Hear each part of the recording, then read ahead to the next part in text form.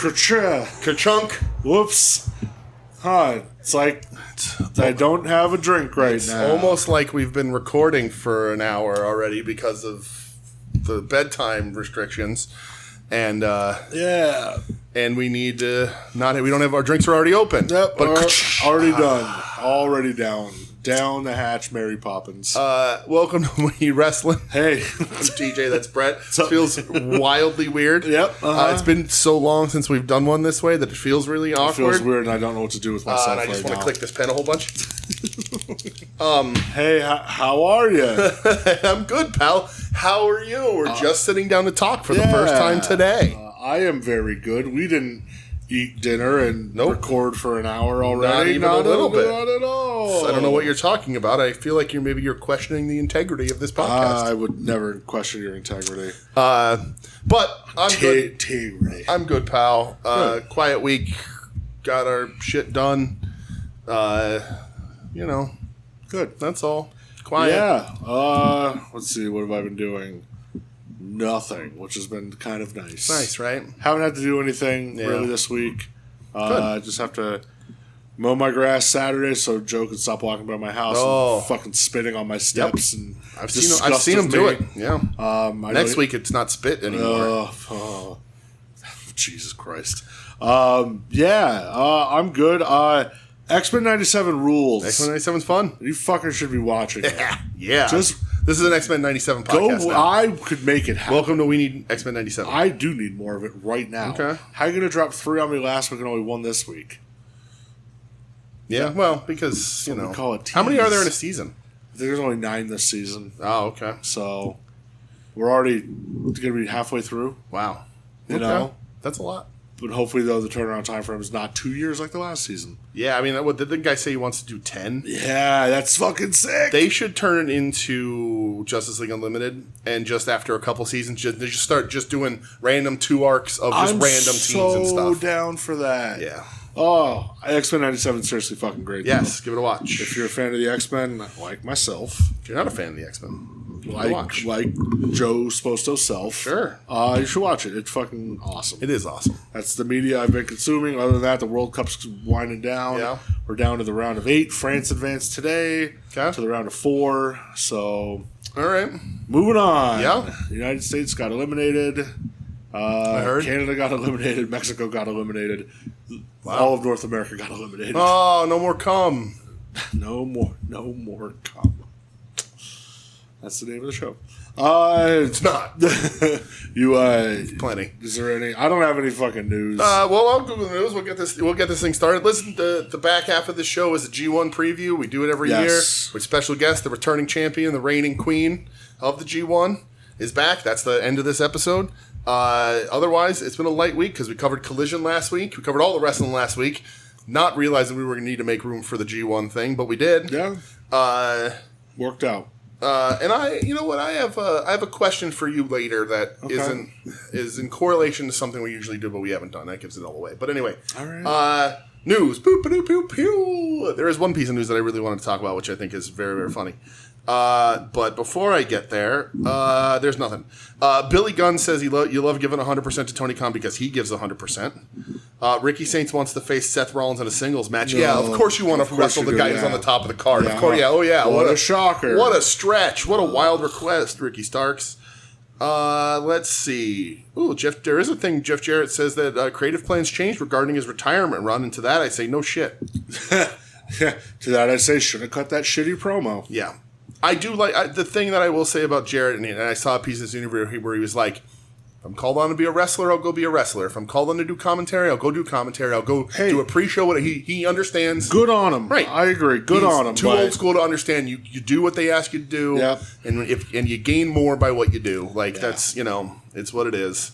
Got to be a good guy first. You. Yes. Right. Exactly. Man, there's like nothing.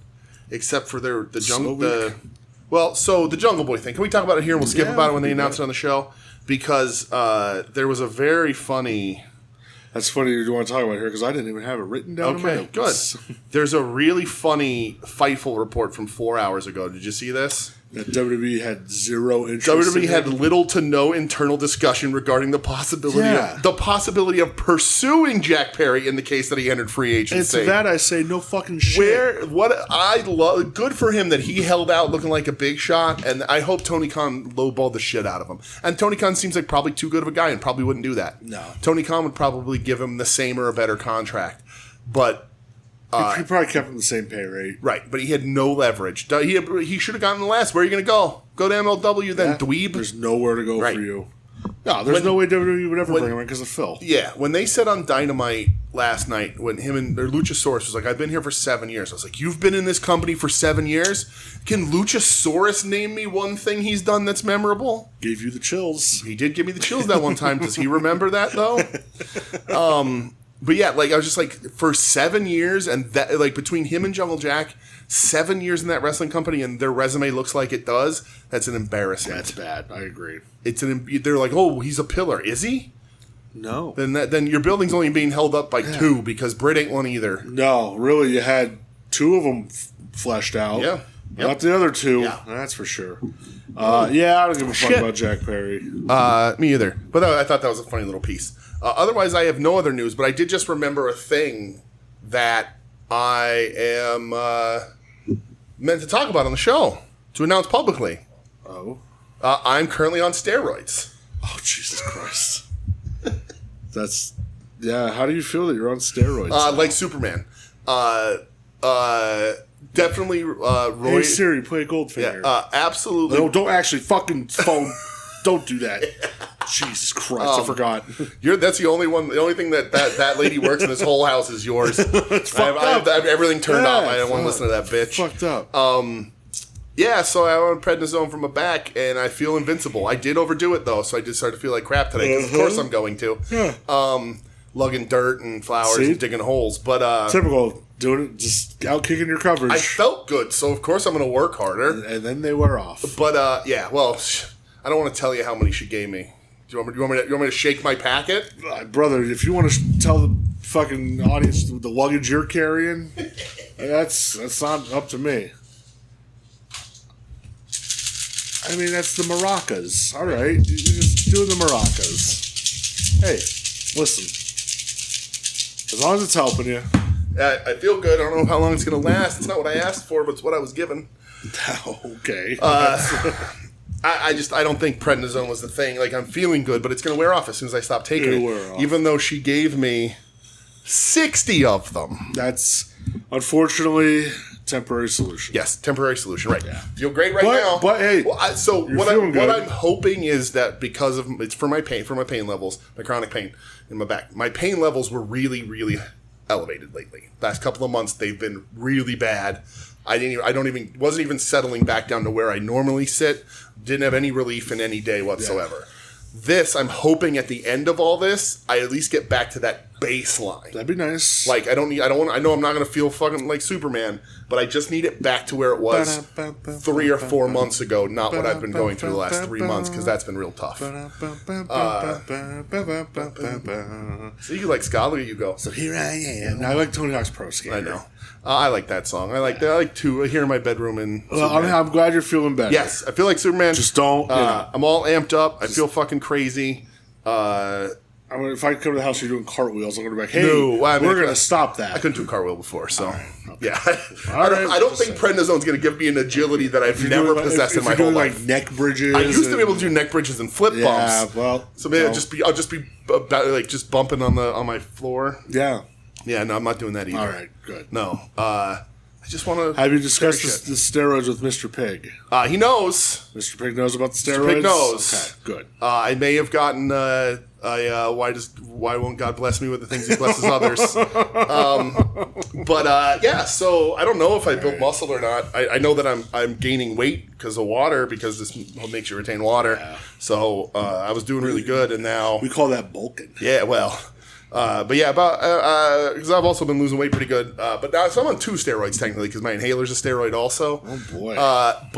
So I am like 4 or 5 pounds back up in water weight since I've been on the steroids this week. And I'm not going to take all 60 of them, because that would mean I'd be on prednisone for about 40 days. which is goofy. Well, people have done crazier things. I'm going to split them so I have a second dose in case I don't get back to baseline. I don't need to tell everybody that, but I am. But I'm on steroids, everybody. The next logical step. So, the boyhood dream. And I have a prescription for an MRI. Look at that. Hey, I have to pay for it myself. It's actually only about $150 more expensive than my insurance. Yeah. But I have the prescription. I'm getting it no matter what. Good. I have to get it. So good. Because of the lumbar spine? Yes. Yep. Because there is no... With or without contrast? My original one 10 years ago, this is great wrestling podcast content. My original one 10 years ago, the analyst, the write-up, never got put into my medical records. So there's only scans. So nobody knows anything. So now I have to go and do it so that I can have it myself. And I did tell Michelle that I am going to be carrying my medical records with me in a manila folder for the rest of my life, just like Dalton, which will also, for whatever reason, have my college degree in there. See? What a fucking movie. Oh, what a movie. Why the hospital needs to know that both Dalton and I have degrees in philosophy, I'll never know. Nope. But I follow my hero's path. I follow the path presented to me by the heroic men in my life. He didn't do anything wrong. Right. I thought he'd be bigger. Fuck yeah.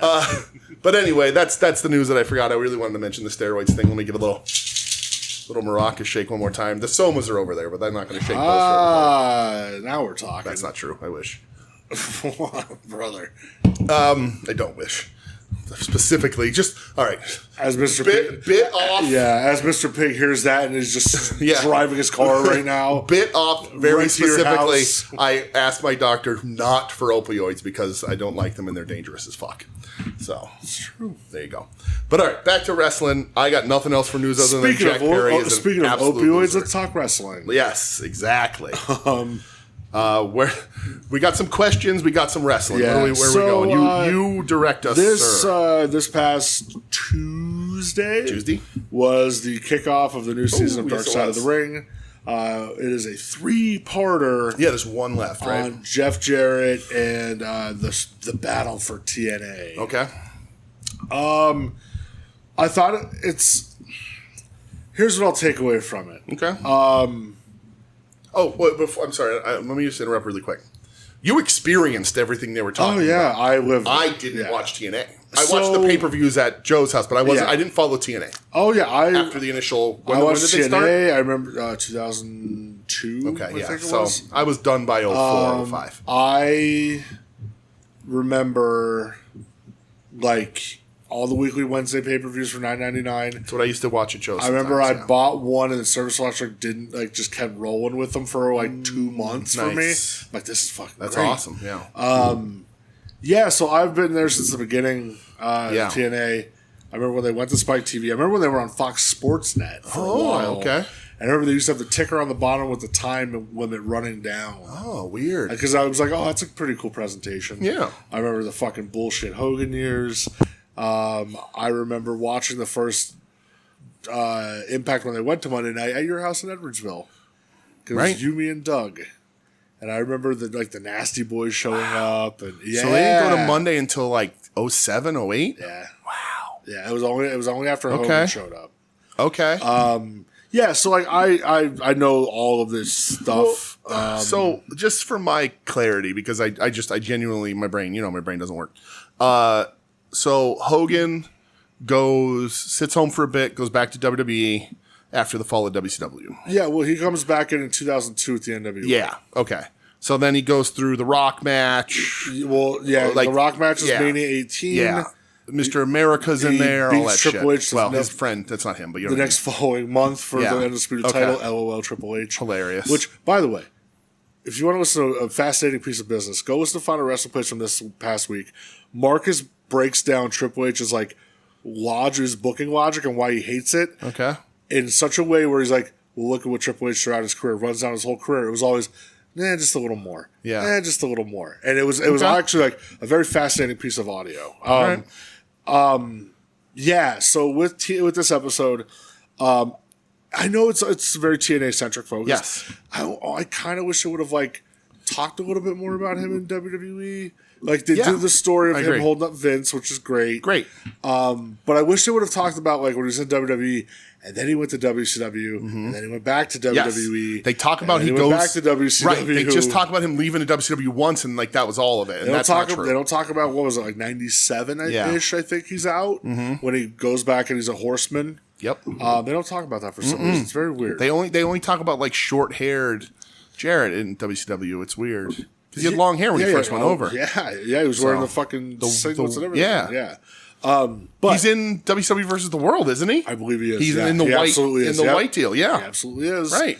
But with TNA, it's one of those. I remember, like, for the longest time, Doug was like, "I'd love to get a hold of their books." Yeah, because I can't believe where this money's filtering in from, where it's going out. No, for sure. Like, it's the cockroach that won't fucking die. Still going to this day. Yeah.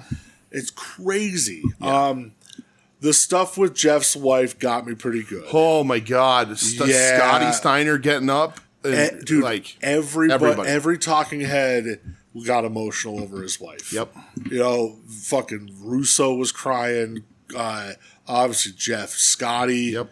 I think it was it Awesome Kong? Yeah. Like, this all had nothing but positive the things. best lady ever. Nothing but positive things to say about her, and that really, like, that was nice. That was probably the roughest part of the episode. Yeah. I said in the Discord, unfortunately, the first clip was Jeff Jarrett kabonging Monty Brown. Of course. Go talk to Ed about that one and get his feelings on it still. Yeah. To this day. Yep. But no, I mean, I thought they fabricated a little bit on TNA's momentum. TNA had a lot of great fucking stars. I love they gave enough credit to the Kurt Angle Samoa Joe. Of course. Because that was a huge deal. Mm-hmm. But I loved also that they showed the casket coming down from the ceiling with the Fire Russo chants. I remember watching that live being like, this is some of the worst shit I've ever seen. It was a little... boy, did they bury Kevin Nash. So, did he get buried on this? But they're right. They bury a lot of people, and they are right. Nash was like, I'm cruising, I don't care. Yeah. Best stuff ever. Who cares? Stuff was great, but right. Yeah. But as far as like a guy, if you're from Jarrett's perspective, and you're trying to get this thing off the ground, knowing you don't have a home, because I don't remember Vince firing him on that last Nitro, and I don't remember being legit and whatever. Yeah. So like, what else? He had to fight. He had to figure out a way to do this and struggle and fight, and you bring in Nash, who's a name. But it's lazy. It's big lazy all day. Yeah, and but you know I think it was a very accurate. So I'll say this: there's a part of the episode where they put up on the screen, Dixie Carter did not respond for a request for interview. Yes, and this turned into the self-destruction of Dixie Carter DVD special. That was the other thing I was going to ask. Just like it did Ultimate Warrior. It was like, if she agreed, would they have buried her as hard? No, they wouldn't have. The only person who would have, was Karen Jarrett. Correct. Listen, Karen, all the respect in the world to her, she said, "Oh, you want the fucking tea? Yeah. I'm going to stand up for my fucking man. Right. Fuck you. I'll burn you all down." Yes. I was like, okay, that's a ride or die right there, man. Absolutely. So my overall experience of this thing is I thought it was incredibly entertaining, but probably 65 to 75% fabricated or exaggerated. They carnied it. They're wrestlers. This might be the one where they had the most input about the most modern thing for most people who were still there. Yeah. So they all wanted to get their narrative across, and Dixie not being involved allowed them to railroad one home. On the other side of that is I'm not in their business. I don't know them. Their marriage is none of my concern whatsoever. But doth protest too much on the 20 minutes they spent making sure you knew that Jeff Jarrett didn't steal Karen from Kurt Angle.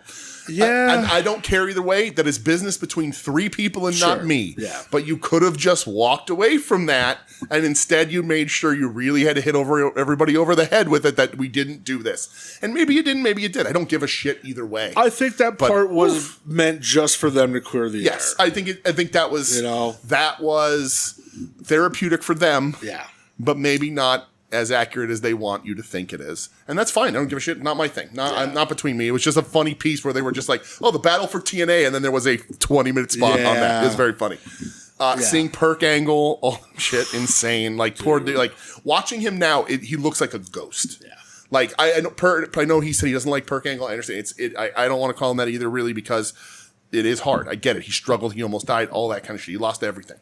But like when you look at him, I have to say that so you can know I'm talking about 5 o'clock shadow, sunken in, unpain feeling freakazoid who is just killing himself in that ring. Yep. It's an important, and like they say it on there, Kurt's like the best of all time. Kurt's one of the best ever. The dude not coming from being a wrestling fan, being a wrestler in it, he's the fucking best. He's incredible. Yeah. One of the God, issues, was it hard to look at him back then. One of the issues I have with the episode as well. Sure. I figured they wouldn't get AJ Styles. Nobody signed with the E is going to do it, even though he's retired. No Samoa Joe. Should have had Samoa Joe. Should have had CD. No Christopher Daniels. I just thought of that now. I didn't those think of that. Yep. three were such an integral part to the rise of that company. I agree. I think they still have probably the best match ever in that company. Yeah. And like, you don't get to talk to any of them to get their perspective. Yeah. Now, I know AJ's probably not going to bury anybody. No. Nope. The only one would be Dixie Carter. Well, yeah, right. Because she's like, you're not worth the money AJ's anymore. kids work in GCW. He's not going to burn a single bridge that he needs to right now to help his kids. Yeah, I just thought like, it would have been smart to hear from not like I get like your David Sahatis. Yeah. I think Borash works WWE, so he ain't gonna. But like, what about like Stinger? Like, no Sting. I guess maybe the old WCW guys United fronted it, and no Mike Tenay, right? Like I would have liked to hear from them because like I know they talked to James Mitchell. James Mitchell wasn't there super long. Right. He says from the beginning on the thing. Yeah. But he pops in and out because he's not a full-timer. Because the Sinister Minister has about 3 weeks of quality TV time before you're like, get this fucking idiot off my television like for 3 years. Scotty being there, that's smart. Yeah. But like you could have got Nash. What about like an Eric Young or an ODB? Yeah, I love that they got Awesome Kong. Right. Yeah, that for was sure. Great. For sure. But to hear like when she goes, I wasn't making a tenth of what Kurt Angle was making, and I'm in the main event, I'm your women's champion, and I wasn't making a tenth. So, and then I go and ask for a pay raise, and I get told no. And she said there was the knockout champion was waiting tables, and people would say, "Isn't that you on TV?" And she's like, "Yep. What do you want to eat?" Yeah. I wonder who that was. I would love to know because that's a disgrace. Yeah, that's bullshit. And listen, I'm not fucking caping for Dixie Carter at all. But it's still she's a fucking idiot. It's still the way TNA is though. It's not it can't be your sole wrestling income. Yeah. As far as I know with TNA, everybody has other jobs or at least takes as many fucking bookings as they can. Yeah, there's not like full-time contracts. And it's for the number 2 company in the fucking world, right? Yeah, I'm not caping. They legit were back then because it was the only there was nobody. No doubt, yeah. So in the US. Again, I'm not caping for Dixie. She's a moron. Yeah. I love that they just bury Hogan. Yep. And they're just like, he didn't know goddamn shit about this. Right. Like absolutely. He didn't care about this company. It was just he's collected a paycheck. That's all it is. Yeah. And I mean, I'm sure they'll get into it more, but like the Hogan Bischoff era fucking almost put that company out of business. How it didn't, I don't know. Like it's remarkable how out of touch and bad it was. Dude, when they ran a pay-per-view in Philly and Hogan worked Sting, it's like, what are we doing? Yep. Why are we doing this? Yeah, for sure. But yeah, I did it. It's enjoyable. Entertaining as fuck. Yeah. I'm not a Jeff Jarrett hater. Me either. I'm a Jeff Jarrett understander. Yeah. His TNA run, I think fucking sucks. Yeah. I like him more WWF mid-90s. Yes. His WCW run, the famous quote, broke 1,000 guitars, never drew a dime. That's right. I like his AEW stuff. Yeah. Probably maybe the most out of his career. Yep. Is the Texas Chainsaw Massacre Deathmatch Champion. He was doing great work until he walked up on that bad promo. That fucking promo killed him, and especially because Dustin came out the next week and fucking annihilated it. Yep. So it'll be interesting to see part 3. I'm sure they're going to get into like Jeff with like the Global Wrestling Federation and stuff like that, and partner back up with TNA. Because part 2 was kind of like, I knew my time it was time to leave. Yeah. And they talked about Owen, which was nice. And, to this day, I am going to be 37 years old in September. Yeah. Anytime I see Owen stuff, I cry. Yeah. Makes me very emotional for some fucking reason. It gets me every time. When I watch this, I understand you're assuming that non-wrestling fans or people who don't know are going to be watching this. I don't need to see even a second of the Blazer coming down. It makes... Tell me about it. I don't need to see it. And I'm good. It's not for us. Right. Right. It's for you can casuals. Tell it. Right, but you could tell it. You don't need to show it. Even like when they showed the picture of him on the apron, just chills through my fucking body, dude. Right. And still to this day, how JR gave that fucking talk, how they continued that show, how people came out and fucking wrestled, but like how JR looked into a fucking camera and was just able to say all those things both times because he had to announce the accident and then announce the death. Oh my God. Yeah. I can't believe I don't know how he that's why JR is the best. Because a lesser commentator would have just broken down. Every time I think of JR, like now, I just want to be like, dude, he had to go through that night. Yep. Even Lawler same too. fucking thing. Sure. Like he had to go through that. Yeah, absolutely. You know, like Owen was beloved. He was at the ring trying to help. You know, it just it fucks me up. Right. It wasn't like, you know, they dropped like fucking Aldo Montoya. Like, you know, like they dropped somebody that everybody liked. So shoot on Aldo Montoya. I just tried to think of somebody who's pissed everybody off in the wrestling business. Christ. I was going to say Ahmed Johnson, but they never put Ahmed Johnson on you never put him up on a rope because he's just too big. It wouldn't piss me off. So he'd snap that line because he was too muscular. Can't get a harness around that waist. I thought we were going to talk about if he was still alive. Ole Anderson up there. Oh, God. Well, I mean, he pissed off everybody. He sure did. But part 3 will be next week. We'll talk about it. Yeah. Part 3 is, you said Global Force? Is that what comes next? Yeah. Okay. They're going to talk about, because like they tease. And then that gets like folded in. They tease where Jeff's like, you know, just she didn't know that like the war was just beginning. Yeah.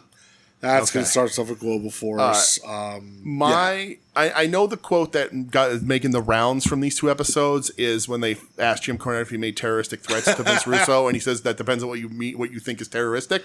Dude. That feud is hilarious to me. Fucking Cornette. Like, the guy sucks, but goddamn, he still got it. Oh, he still got it. My favorite quote in the whole 2 episodes was from Vince Russo. I fucking knew it. And it shows me why Vince Russo's an idiot, and why while I only love his like WWF in the early WCW stuff, because at this point he was just completely washed. Because he also said who wants to see wrestling, bro? Yeah. But I wanted to have a midget masturbating in a trash can, and Jerry Jarrett wanted to do 1970s USWA, and I said, you picked the wrong fucking thing, Vince Russo. That's the famous dude. They literally show the clip of Puppet. Oh yeah, Puppet, and that's the famous Dusty Rhodes, star of Jackass. Yeah, Dusty coming in and saying, "The Marquis says professional wrestling, not a midget beating off in a trash can." That's right. But we could have had a 2000s resurgence of 70s USWA with Samoa Joe and the Ring of Honor talent from that era coming in. Are you fucking insane? Fucking Jerry. Oh, and then Jerry Jarrett doing the picture with Vince, recruiting Vladimir Kozlov and going to Vince and not telling everybody. Well, you know. Oh. So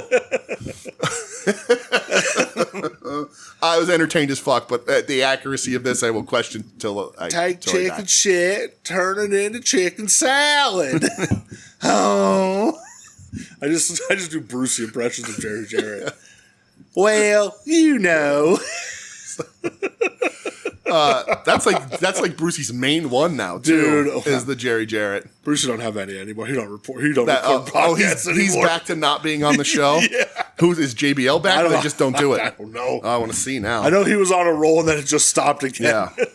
Listen, Joe said, he's away. He's taking care of himself right now. Fucking Brucey. Oh my God. What's that called? Something to wrestle with. Yeah. Something to wrestle with Bruce Pritchard. Well, you know. Oh. Come on. I don't need to see this. 6 days ago. This is just an OG it is, one. It is this actually. So, hold on. The 26th, so Layfield has been back. Has he been doing with Jerry Briscoe again? No, it is Conrad and Layfield. Okay. Apparently, on the 24th, the Phenomenally Retro podcast with AJ Styles is a thing on the network. Oh, Jesus. So it's been JBL and Conrad for a little while. Yeah. But what I will say here is that the last episode 6 days ago was called Shine, Sammy, Shine. And it is Conrad and JBL talking about the latest current WWE. Yeah. Oh, yeah? The current? Boy, did that get outdated real quick. No, not current. I meant current WWE, not current champion. Yeah, JBL, he ain't under contract. He does do commentary for AAA. It was 6 days ago, so at the time it was the current champion. Oh, yeah, he's full-time wrestling down in Mexico. Yeah. Yeah. You kids like Mexico? Woo! All right. Yeah, part 3 will be next week. Yes. We'll watch Hold on, it. let me cut you off another time when you say that the next part 3 will be next. I don't have anything. I just wanted to keep messing with damn you, motherfucker. Sorry. Steroids make me chatty. Listen, it's all right. You feel good. Let's get into Dynamite. Okay. Yeah. All right. That's all we really got. That's it. I got a little bit. We got some questions. Yeah. I got Dynamite. I got a small international section. There was and then it's not G1. fucking much. No. I saw there ended up being a Stardom match from last night, but I just last night. forgot. That's too close to Thursdays. Yeah. So Dynamite Beach Break. Yes. Coming to you from beautiful St. Pete, Clearwater, Florida. That's some fucking cool ass venue. I don't know. It was awesome. Venue looked great. Stage was great. Oh, so happy when I I saw the actual sand next to the ramp. I was like, all right, we're doing this the right way. I loved Miss Renee and Kenny at the beginning. Yes. Kenny's little like backstage promo with Michael Nakazawa. The only guy who stood by him for 20 years. Yeah, and like you see him said, he goes, Bucks aren't here tonight. Right. I was like, oh, thank God. Thank God. It was, it set the tone for the evening. Yeah. It really did. I like Omega snapping in, doing like you didn't have me full strength last time. Like, and he said, can you dig deep enough to kill me? Yeah. And stomp out my dream of being a champion in AEW again. Fucking fires and me up, headlining man. the biggest AEW thing. It's going into this show. I think we talked about it last week. We absolutely talked about it ad nauseum off air. No spoilers for the show. I'm sure you already all know, but we're talking about it when we get there. But like you and I think a lot of people convinced that Kenny was winning. I think it makes sense as Kenny's almost last hurrah. Like, Kenny Omega. We can talk about this later too, but like arguably the best wrestler ever. You top 5 in-ring guy ever. Yeah. You even if maybe it's not what you had originally planned, if he's back and he's healthy, you want him on the books in the history, headlining your biggest show ever as champion. How many more chances are you going to get? I think this is the last one. I think after this, I think Kenny's around. I don't think Kenny's going anywhere. I think Kenny's healthy and Kenny's not. But I think Kenny got that fire. Thanks, Gabe Kidd. He said it himself. Yeah. Thanks, Gabe always. Yep. And then he wants this, and then he'll finally start to do that where he's like, I'll tag team, I'll put kids over, whatever. Yeah. But like, you want a fully healthy comeback story Kenny one last time. Kenny is operating at such a high level. Incredible. And I'm so blown away. More on that But this later. promo was good, particularly for a Kenny promo. Yeah. I do happen to like him. I'll tell you what I thought was like pretty good too. Ciampa Jericho. Thought it was a lot of fun. Better than I thought it That was was a going to be. lot of fun. Jericho took a fucking gnarly bump on those stairs, dude. That is my only note. That angel wings, whatever it is. Yeah, that and was for Jericho. That bump was so good. Ciampa getting his fucking ass cut on those awful plastic beach chairs. That was close. Yeah, that could have been real bad. And then rolling around in the sand and yeah, shit. Gross. But Ciampa won straight up. Good. He beats Jericho up pretty good. I love when he tries to take a fucking power drill again to Jericho's face at the end. And then he has that little inflatable tube that he's spinning on the power drill. It would just look so awesome. Didn't Jericho reveal this week that he he lied about a TNA offer to get Vince to give him more money in like 07? Back in the day, yeah. Yeah, that's funny. He had a meeting with Jarrett, and he said, one of his friends went with him, he goes, tell them we were here at the restaurant, here's Meltzer's shit. Yeah. And just report. Yeah. And it drove it up to the fuck you price. There you go. Listen, I'll never take away from Jericho's a smart fucking guy. Listen, that's what you're supposed to do. Businessman, dude, smart guy. Your carnies, do carny shit, please. Yeah, exactly. Yeah, right. All right. I love the little Brawling Birds fucking video. This might be it's not because in-ring stuff was so good on this show too. When this started, I was like, this is amazing. Yeah. This reminds me of the fucking, and of course everything does. Terry Funk and Vince in the bar, like all those old vignettes when Dusty goes to recruit the Nasties for Fat Boys International. Fuck yeah. The Snugs brothers. They reminded me more so probably of that when they walk into the dive bar and the nasties are beating people up. Yep. Like, I thought this looked great. It felt great. Yeah. It made them look awesome. There's beating the shit out of dudes. And I loved at the end when haters like, really killer. Maybe we shouldn't take that much time away from each other again. Yeah. So that kind of reestablishes them as a tag team moving forward. Yeah. Which makes me happy. Yeah, I imagine the build to them, Divine Dominion at Wembley. Sure seems like it. I'm fine with, and then you switch them. Yeah, put them there. that would make sense. But I love this vignette. Yeah, I saw this awesome. and I was like, more of this. Yeah. Short, to the point, reminds me of old school wrestling. We used to get those vignettes all the time. Yeah, it was good Ludwig shit, Borga used to get them. We can do them because America smells stinky or smelly or whatever he said. Stinky. Something that wasn't stinky. Yes. Will Ospreay getting interviewed and then getting cut off by MJF. I thought this was fucking awesome. MJF with the spit in the fucking face, and they just start brawling. That's the way it should be. I loved Max like screaming, "I'm gonna kill you!" Like it just, dude. All the credit, and I'll give him more credit later. All the credit in the world to Max now. Max saying, "You should be thanking me. I don't understand why you're thanking Mox." Yeah, he's like, "I'm the one who ushered in the golden age of AEW." Yeah. You're like, what? I did this. I thought that was so good. Dude. Yeah, man. So good. MJF, I was having a conversation with Marcus last night. Yeah. Where I was like, he has taken on this run, like, he stopped with all, like, they'll still throw you a zinger once every now and again. But it's been very, like, reminiscent of, like, 85 Flair. Yeah. A lot of Gino Hernandez, where it's just like, oh no, like when it comes down to it in the ring, you're not beating me. Right. I'm going to kick your ass. Yeah. Like, and just getting fired up about it, where it wasn't like, used to be the chicken shit, beg off, not anymore. And I love that. I just think this run has been phenomenal. Yeah, me too. Him, I agree completely. Yeah. Speaking of phenomenal things. Yes. The international title match, Kyle by God Fletcher versus Konosuke Takeshita. Yes. Brother, we got a new champ. For whatever reason, I was completely blind to the fact that this was going to happen.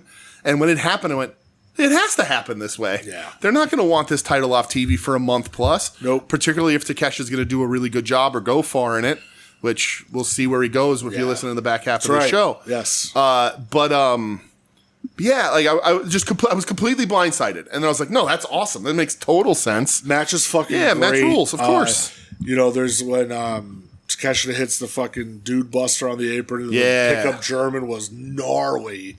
But Kyle Fletcher, man, he wins with the top rope brain buster. Yeah. Which that should be your finish. I agree. I agree. Good for Kyle Fletcher. Yeah. Like I was worried he was going to be stuck in TBS limbo forever because that's every time he comes back, that's what title I want. Yeah. This is the title for him because the next step is the world. Yeah. There's no, you can't backslide this dude anymore. He's too good. Yeah, I love Kyle Fletcher a ton. This match ruled. Yeah, it was fucking great. When this ended, I was like, oh, Takeshita wins the G1. See if that shakes out at the end. We'll see. Who knows? I liked even the shit afterwards with Mick Foley coming out. I thought Foley's thing about his goddamn dog shoes. That was cool. I was like, what is this man doing? I liked the first where Fletcher's like showing him respect a little bit though, you know? And like, because Foley's showing him respect. Yeah, and, but it was awesome. I even repeated it to Michelle. I was like, I see this. This is this dog. We lost this dog a year and a half ago. I feel joy when I wear this shoe. See this one? This is my other dog. If you don't start showing me some fucking respect, this shoe is going to be intimately up your You're ass. like going to have intimate details of the inside of your asshole. Or whatever. And I was like, oh my god, amazing! Just pull that zinger out. Mick, perfect. Yep, that is perfect. Yeah. You could tell he's nervous. I need him to stop. And maybe he always did this, and it just looks different because he's an older guy. But he's real twitchy. I thought he'd be nervous remembering names. Yes, I thought so too. I thought he did really good. He says Takeshita, he's really good with everything. Yeah, but when he snapped in and he cut the promo near the insult, I was like, that's Mick. He's there. That's awesome. All mixed there, brother. Yep. And of course it's going to lead up to he's going to take a hit. Somebody's going to have enough of them, and he already has when MJF kicked him in the balls. MJF kicked him in the balls. So I thought this was really cool. And also shout out to Miss Renee for looking phenomenal. And when I pointed her out to Michelle, as I always do, she goes, she wore that outfit before. And I don't care. She reuses stuff all the time because very pretty she's lady. a pro. Yep, she's a very pretty lady. This leads to Kevin Knight coming out. Oh, I'm sorry. Foley saying, Don, let me tell you something about something you know very little about, accountability. Yeah. Hilarious. Yeah. Amazing. And those, they've known each other for fucking ever. God, yeah. So, yeah. Kevin Knight comes out and, like, Callis brings him out. It's weird. Yeah, like he talks shit to Fletcher. Yeah. Which I like. Took you long enough. I love, if you watch the whole time, Fletcher doesn't take his eyes off him. Mm-hmm. Even when he's in the ring cutting the promo about Maxwell Jacob Fraudman, Fletcher's staring. How come nobody said that before either? I know. Fletcher's staring daggers through him to be like, who the fuck are you? Love that. Yep. I love when Andrade comes out. And so this is perfect. That's your way where, like, okay, I still would love to see him get a world title shot. Yes. But for him to be like, it's a little crowded at the top. Okay, you fucked me out of that. I'm going to fuck you and take one of your belts now. Right. Like, that's a good squeeze out of that. And he should. And he fucking should. It's tough for, like, international title. It is. Because Fletcher's got that. But, like, national title off of Mark Davis should probably happen. Yep, because that title was supposed to travel the world. Even the TNT title off of Kevin Knight. Right. That could happen. So he's wrestling Davis. I don't see him losing to Davis. No. I imagine he takes that title and we see him a little bit in CMLL too, like he was there. He's been doing already anyway. Dude, take it to Japan. It's crazy how he's like a catchphrase guy now. He pauses. He waits for the crowd. That crowd starts getting up. Dude, even when his music hits, they go nuts now. Yeah. Fires me up. Makes me so happy. Did you see the picture that Jess put? Oh, no. Okay, hold on. It's a familiar setting. Is it of his wiener? No. Oh. On a boat. Dude, what a fucking It's in the Grease Channel. What a handsome right? motherfucker. Usually, like off in the corner of this was a blonde lady with her hair messed up. Yeah, with her hair. She might still be there. She just didn't want to be in the photo. Up in his crotch. On. That's her back there on the jet ski. Go ahead. What a guy. Jesus Christ. I like, the certain members of the California we running after him backstage, and Darby fucking jumps baits him in, and they chase. Oh yeah! And then there's the exploding skateboard on Brian Cage's head, and then they're like, "You son of a bitch, you did it!" And it's just Andrade standing there with a control gun. Dude, how you know? It's crazy. The thing blowing up, and like you see the X on the board, so they grab the right end, all that shit, and it blows up. And you're like, oh my God. And it pans over and he has the whole fucking controller. And it's this giant contraption. Yep. They did pan over a little too far and showed the real guy, which I thought they messed up, but that's fine. But him holding the giant, like Hans Gruber-esque detonation device. Fucking and they're Bugs Bunny. Right. And they're like, you did this. And he's holding the thing. And he goes, how you know? And I was like, this is my favorite thing ever. And then it's so silly. He bashes Doyle in the head with the controller. They're all fighting again. Yep. Crazy. It's just the funniest thing in the world. Looney Tunes to me. I think that's why I love it so much. Like all the evidence in the world of this man doing this. He is caught red-handed with the controller, with the explosive, with the detonator in his hand. And he just goes, how you know? Yeah. And then he starts kicking the shit out of you. Like, dude, it's the turnaround, the lock-in, the work that he's doing. I know people were so pissed that he was back. And I'm like, dude, fuck that. Andrade rules. And obviously... He hasn't missed since he came back. No, he's been incredible. Yeah, best position of his career. Best run of his career. Yeah, and you can tell he's having fun. Yep, absolutely. The guy's got a fucking catchphrase over. It's crazy. Mm-hmm.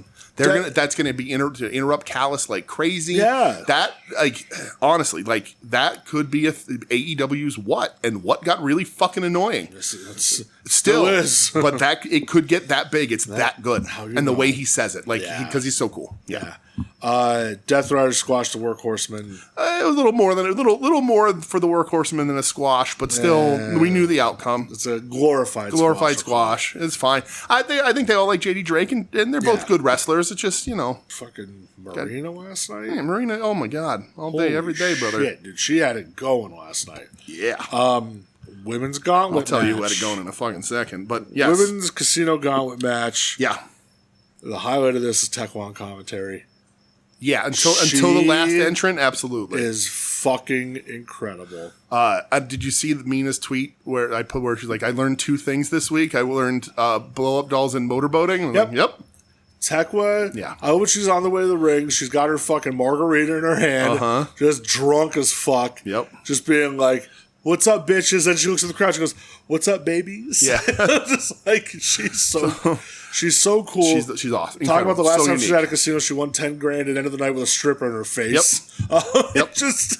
So we got Athena in Maya World because we knew that they were starting. Yeah. They had a good little thing. That's going to spin out probably in Ring of Honor for whatever reason. Yep. Then we get Sky Blue, Mina, Rena. Yeah, which was awesome. That rules. Julia Hart, Thunder Rosa, and then the final one we'll talk about in a second. Yeah. Because when Rena comes out, Tekla's like, I know her. Yeah. We used to be in the same group. I think we're cool. Yeah. She goes, she's cool. She's not a dumb bitch. She's one of the smartest bitches I know. And I was like, this is awesome. Putting Rena over, I was like, Rena could win this because she's getting put over on commentary. Sure. Her and Tekla could have a fucking banger. Oh, yeah. But I just like, we were in the same group together. Yeah. I think. That's very funny. That was incredible.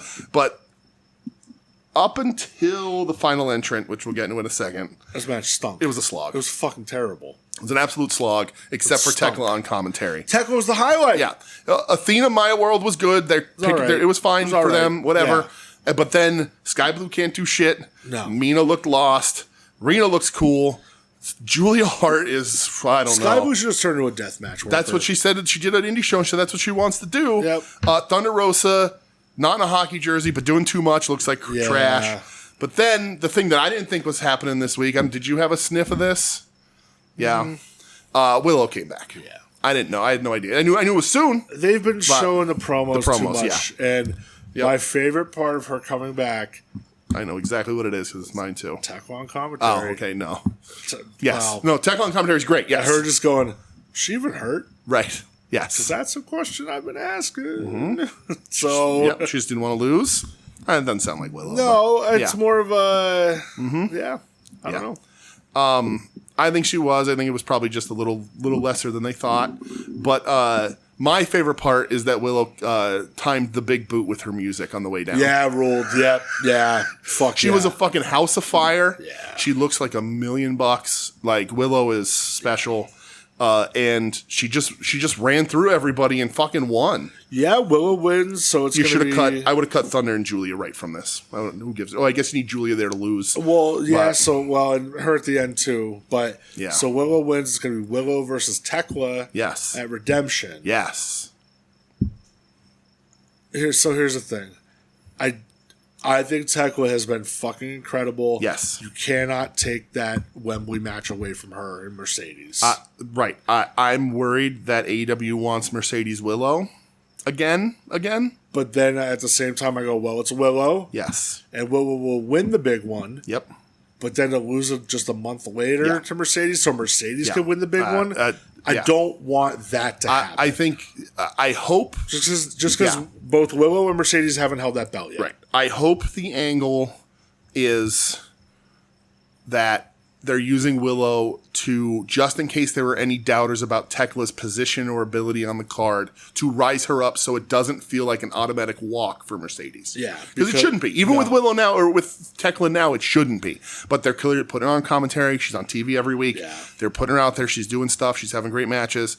I'm in agreement with you. Tekla Mercedes in Wembley is, I think, your best possible match scenario. Yeah, and I think this is also like a reward for Tekla. Yes. Like, hey, you've carried yourself and outshot this way more than we thought. And she ain't walking out a Wembley champion if she makes it there. No.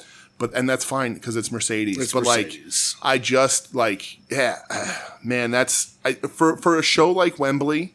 I think when you're booking, when you're a wrestling booker one way or the other, there's differing paths to get to any different thing depending on what's coming up. And I think a lot of it is, well, I have to serve the story. I think you need to serve the storyline 90% of the time. Yeah. But when you're going into Wembley, it's just matches. Yeah. The matches need to serve that show more than the story. The story needs to be there. You'll get there with the story. Yeah. Is Mercedes Willow return a good story? Maybe a better, deeper, longer term story? Sure. Yeah. But it doesn't matter at this point. Tekla Mercedes on paper is the best possible in-ring match, and for something like Wembley, that's what you need to do. That's how I feel about all. Here's the thing: it needs to be a work rate show. Mercedes is not a babyface. Nope. The show will be in Europe. Yep. Tekla's going to get cheered hard over there. Correct. even if it was Willow Mercedes, Willow's going to get cheered hard over there. Correct. Just keep it with Tekla. I agree. And I hope that's how they do it. Mercedes beats her. Yes, absolutely. That's the way it should go. Yep. So. And she leaves there, cheers, confetti, and she comes back here and she's booed like crazy. Yeah. And then you get her Willow. Yep. Main event. Oh, Jesus Christ. You're not. Okay. Wait, hold on. Sorry. Really quick. New segment. Who gives a shit moment of the week? Who gives a shit? Who gives a fuck? Divine Dominion for no reason just beats the shit out of the Sisters of Sin. No, okay, so I forgot to talk about that. Not for no reason. Okay. They allude to it on commentary that Mercedes hooked up with them to have her back. Oh, okay. And it makes sense because it's okay if you're going to go against Tekla. She has backup. All right. So I'll issue a period traction. It is not a who gives a shit moment of the week. It is because who gives a shit about that match.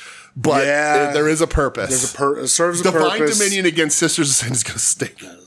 Don't have her. Don't even talk that into existence. All right. Hold on. I'm sorry. The very next segment. Who gives a shit? Who gives a fuck moment of the week?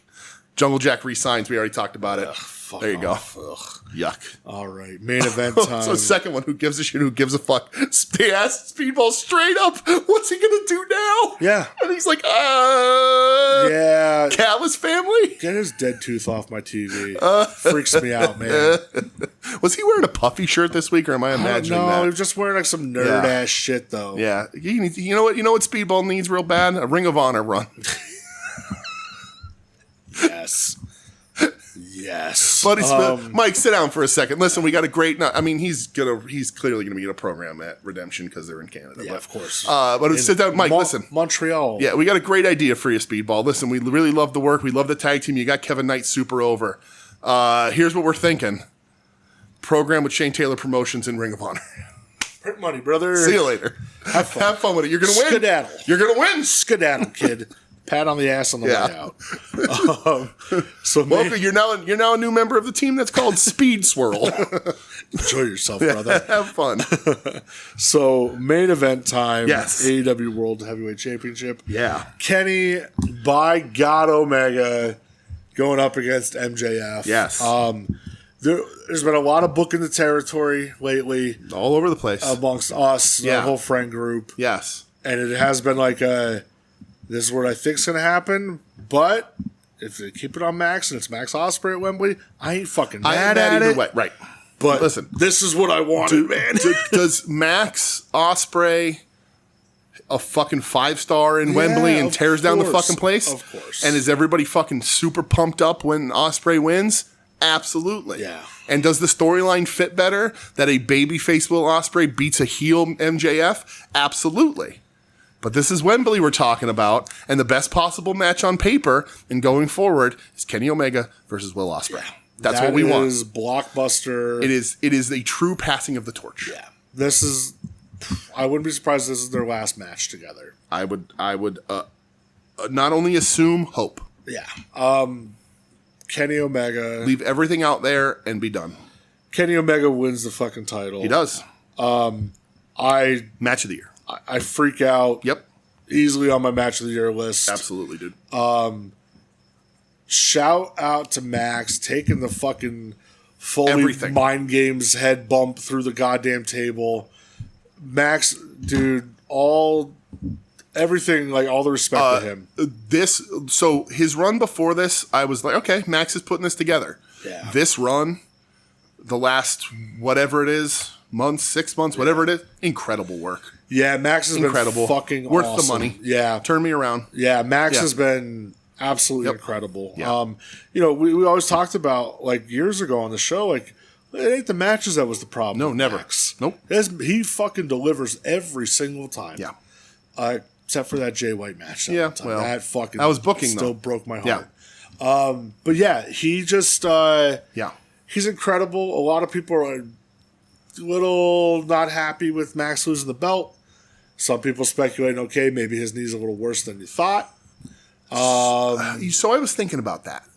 I don't think it's worse than we thought, but I think the guy would like to put it up for a few fucking days. I'd imagine. And maybe have his hot ass wife take care of him for a little while on the mend. Like, listen, get back to 100. I don't think Max works Redemption. No. Max will work something at Wembley though. Yeah. I think they're going to give him a little Give him a little time to heal. Yeah. Yeah, he'll come back in the program for sure. But him and Omega, dude, it's just fucking incredible. Well, and that's the other thing too. Clearly, the knee is still it's hurt, not necessarily injured. It's wrapped up. I'm sure it's a little tender, whatever. But let's say Max is at 90%.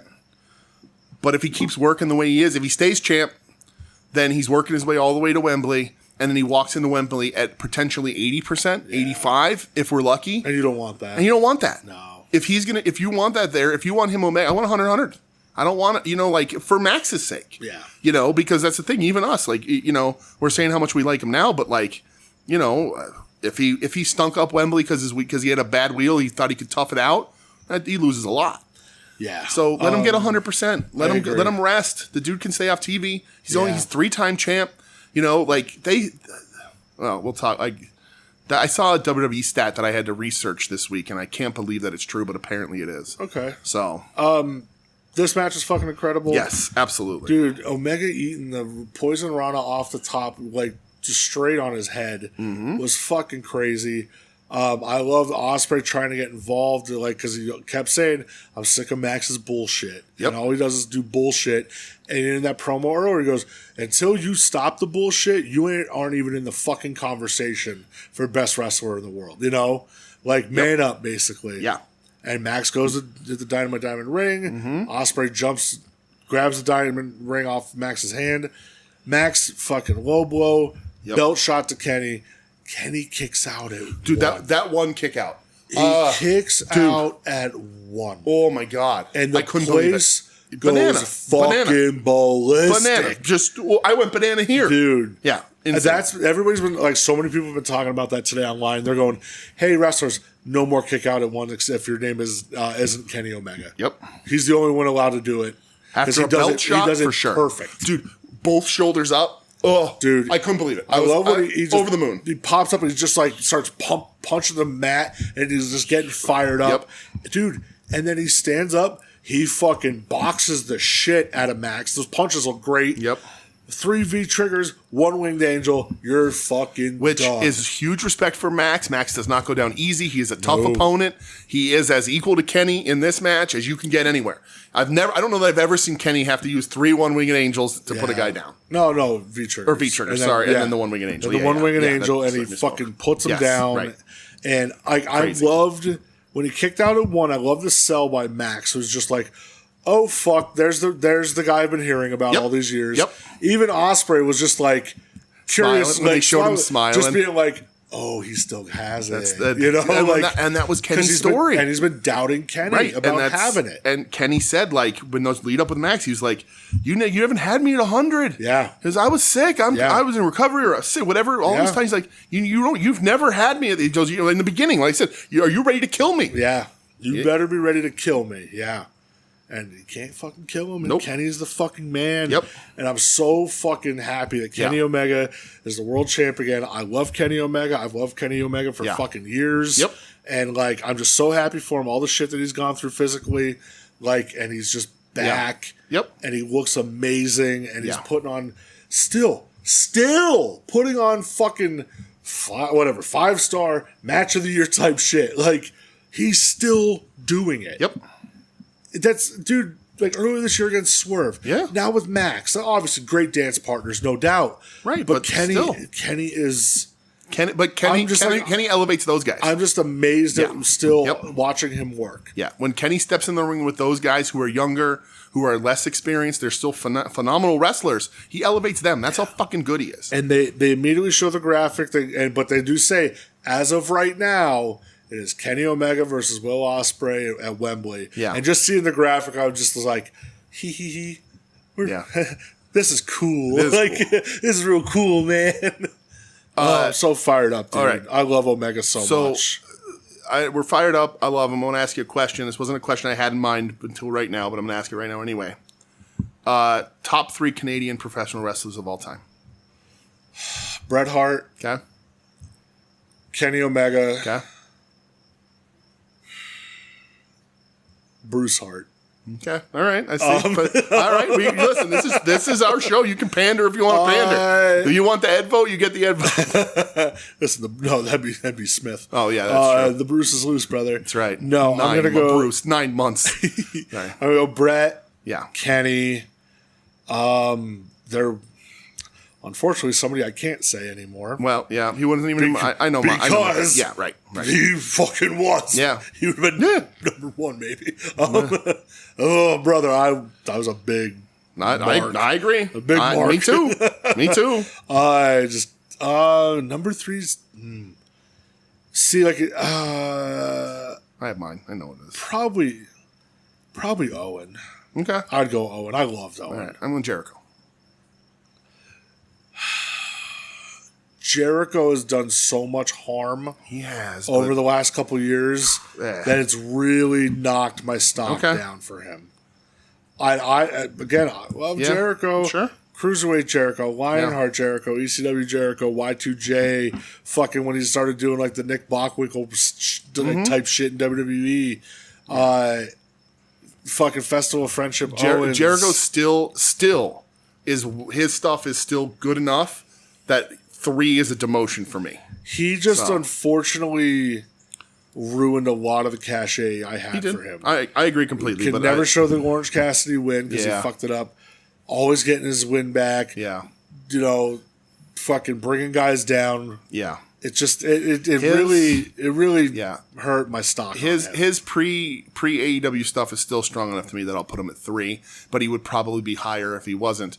The reason why I asked that question was, do you think, and listen, I know how controversial this question is going to be, how close is Kenny to Brett? I think it's a lot closer than a lot of people want to admit. I agree. Here's the thing. I think that maybe when the boots are laying in the ring unlaced for the last time, Kenny's won. Here's the thing. Brett, obviously highly influential. Absolutely. Kenny, obviously highly influential. Both guys changed wrestling. They really did. Brett was just like the technician, just like the war horse, you know, just like... Brett's a better promo, by far. It's hard. Brett wasn't a great promo. He's a good promo. Has some great moments. Brett has some good moments. But he was never corny like Kenny can be. Kenny's got the video game nerd shit to him. Right. But Kenny absolutely... And for better or for worse, it's so funny you brought this up. It's like, literally have this conversation with somebody who was... I didn't think about this until this very moment. Somebody who was trained to be a wrestler around the time Okada Omega 1 happened. Okay. And how that person was just like, well, after that happened, everybody just wanted to do that. And I go, well, yeah. Correct. Dude, if you... And I brought this up, like, if you remember... Right, but everybody also wanted to do the fucking sharpshooter bleeder spot for the rest of their lives, too. So yeah, everybody did it. Yeah. Yeah. Everybody... Those are the matches, actually. Those are the 2 life changers. Yeah, they are the rivals that both of their careers were made off of this too. Even though Hitman was the vet coming into his with Stone Cold, Kenny and Okada were the same. It made Austin though. It made Austin right, completely over the top. Right, made Austin. Brett was made the biggest wrestling superstar maybe we've ever seen. Yeah. But Hogan and Austin have a lot of similarities outside the ring that maybe we don't want to talk about. but then Kenny Okada, that match made them. So here's the thing with Okada. Yeah. Do you consider Kenny the better rival or Tanahashi the better rival? To Okada? Yeah. Fuck. Right? See? That's tough. I think they're on the same fucking level, which is generational rivalries. Yes. You cannot discount different. Okada Tanahashi. So here's the thing. Okay, so I'm gonna back up a little bit. Tanahashi Okada is Hitman Stone Cold. Yes. It's the guy who's been carrying the company, the vet that everybody loves, against the young guy. Yeah. Because Okada and Kenny are peers. Yeah. Okada and Kenny are the Rock in Austin. So that's Jesus Christ, it's fucking prolific and perfect. Holy shit. It's the vet who everybody fucking loves and is the best, making the kid that becomes the best. Not that Austin was a kid, but you know what I mean? Yeah. Who becomes this giant fucking really star. Puts it over the top. That's the maker. Wow. Okada Tana, same dynamic. Guy's been in there. He's been leading the company. He's the star. He's the babyface. He's beloved. Everybody loves him. One of the best ever. Here comes the young kid. Yeah. Becomes the bigger star. Okada's bigger star than Tanahashi, I think. I agree. Right? I agree 100%. But then Kenny and him run side by side. And the only difference is that The Rock kind of skedaddle out of there real soon. Shorter run. Yeah. But that's the comparison, I think. Know, the Kenny Okada match broke brains. Yes.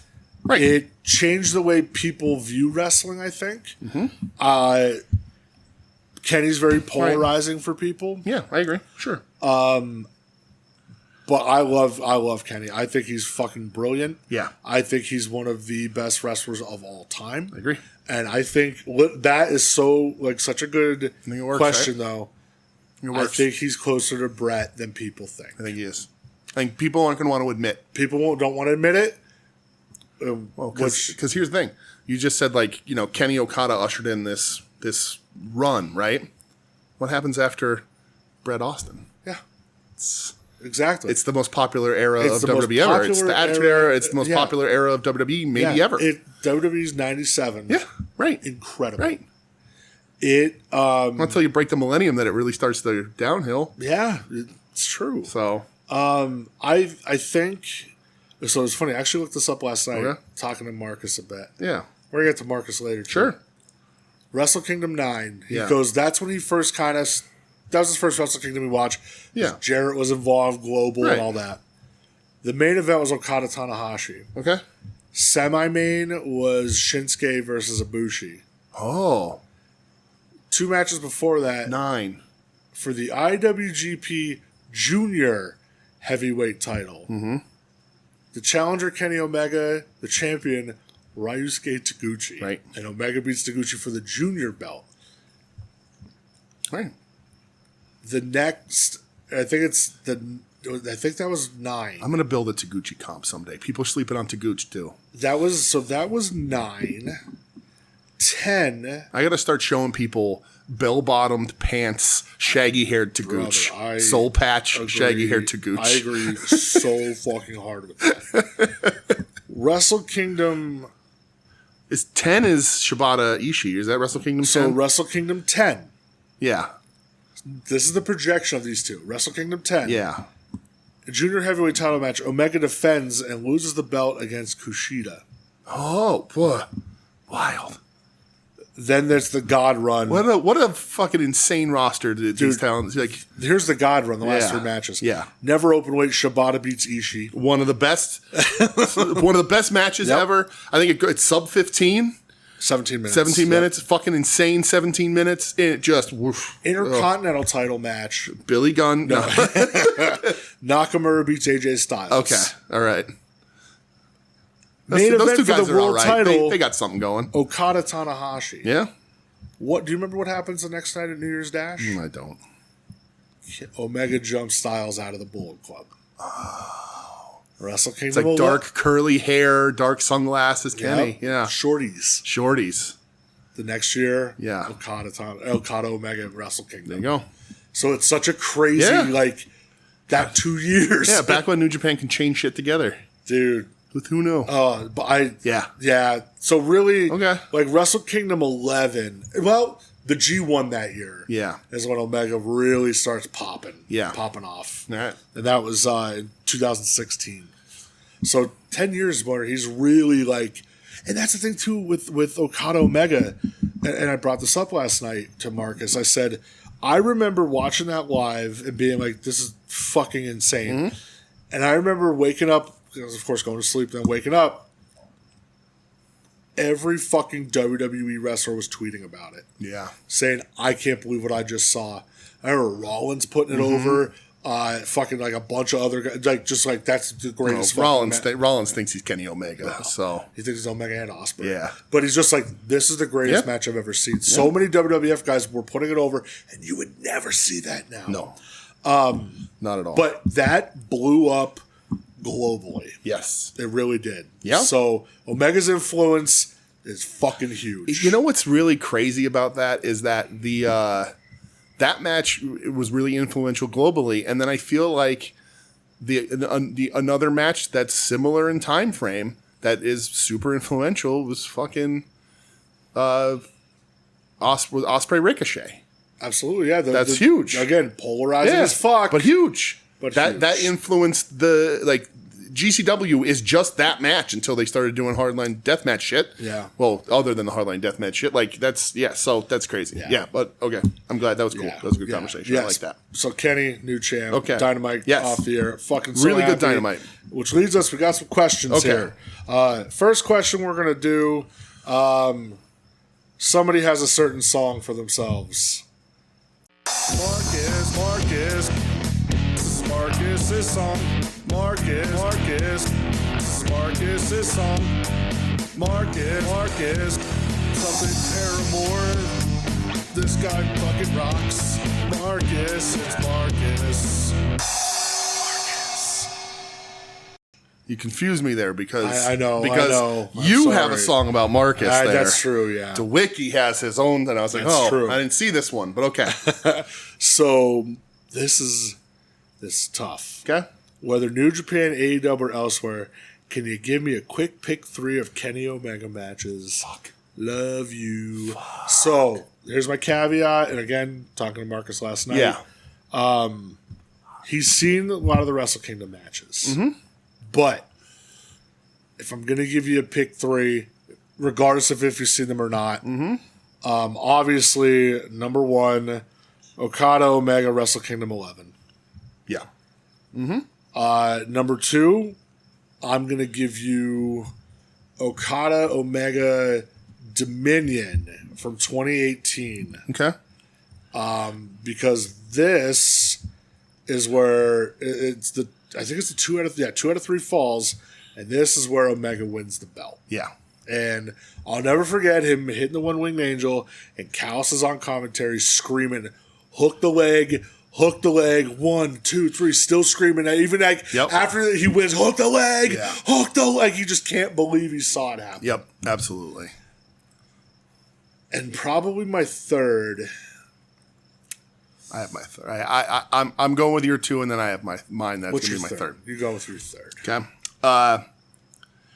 New Japan G1 Special in Long Beach, Night 2, July 2nd of 2017. I Googled it for the date. What did I Google?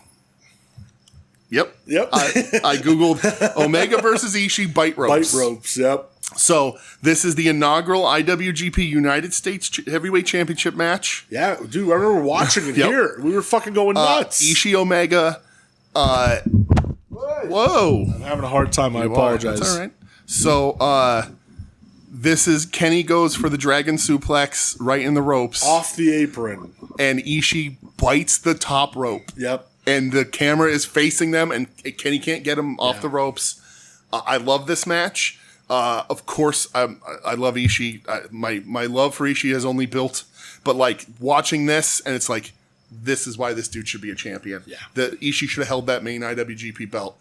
It will be a travesty that he just a fucking 3-month run. It is a travesty. He never got to hold that belt. It's a fucking joke. He was the most over. There was points in some of those shows where he would be the most over guy on a card.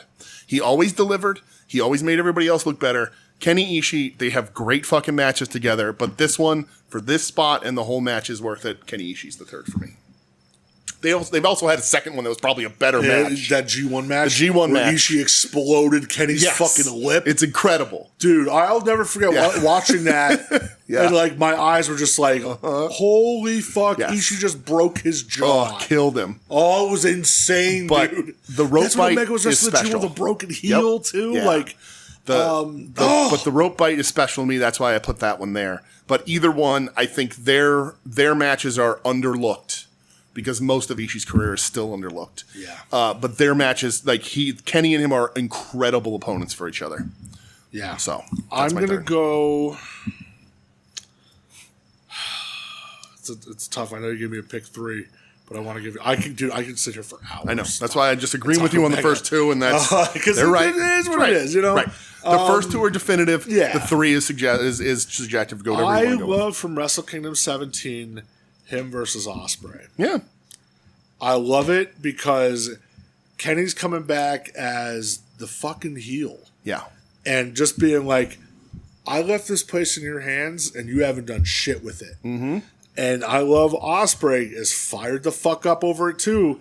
Because I remember he's like, what the fuck do you know about my struggle when I'm sitting here quarantined for 20 fucking days? I can't leave a hotel room. Right. But guess what? I'm here because I love this place. He's like, my fucking friend died and I had to be on a FaceTime to the fucking funeral. Yeah. You know, like, just there was real raw shit coming out, you know?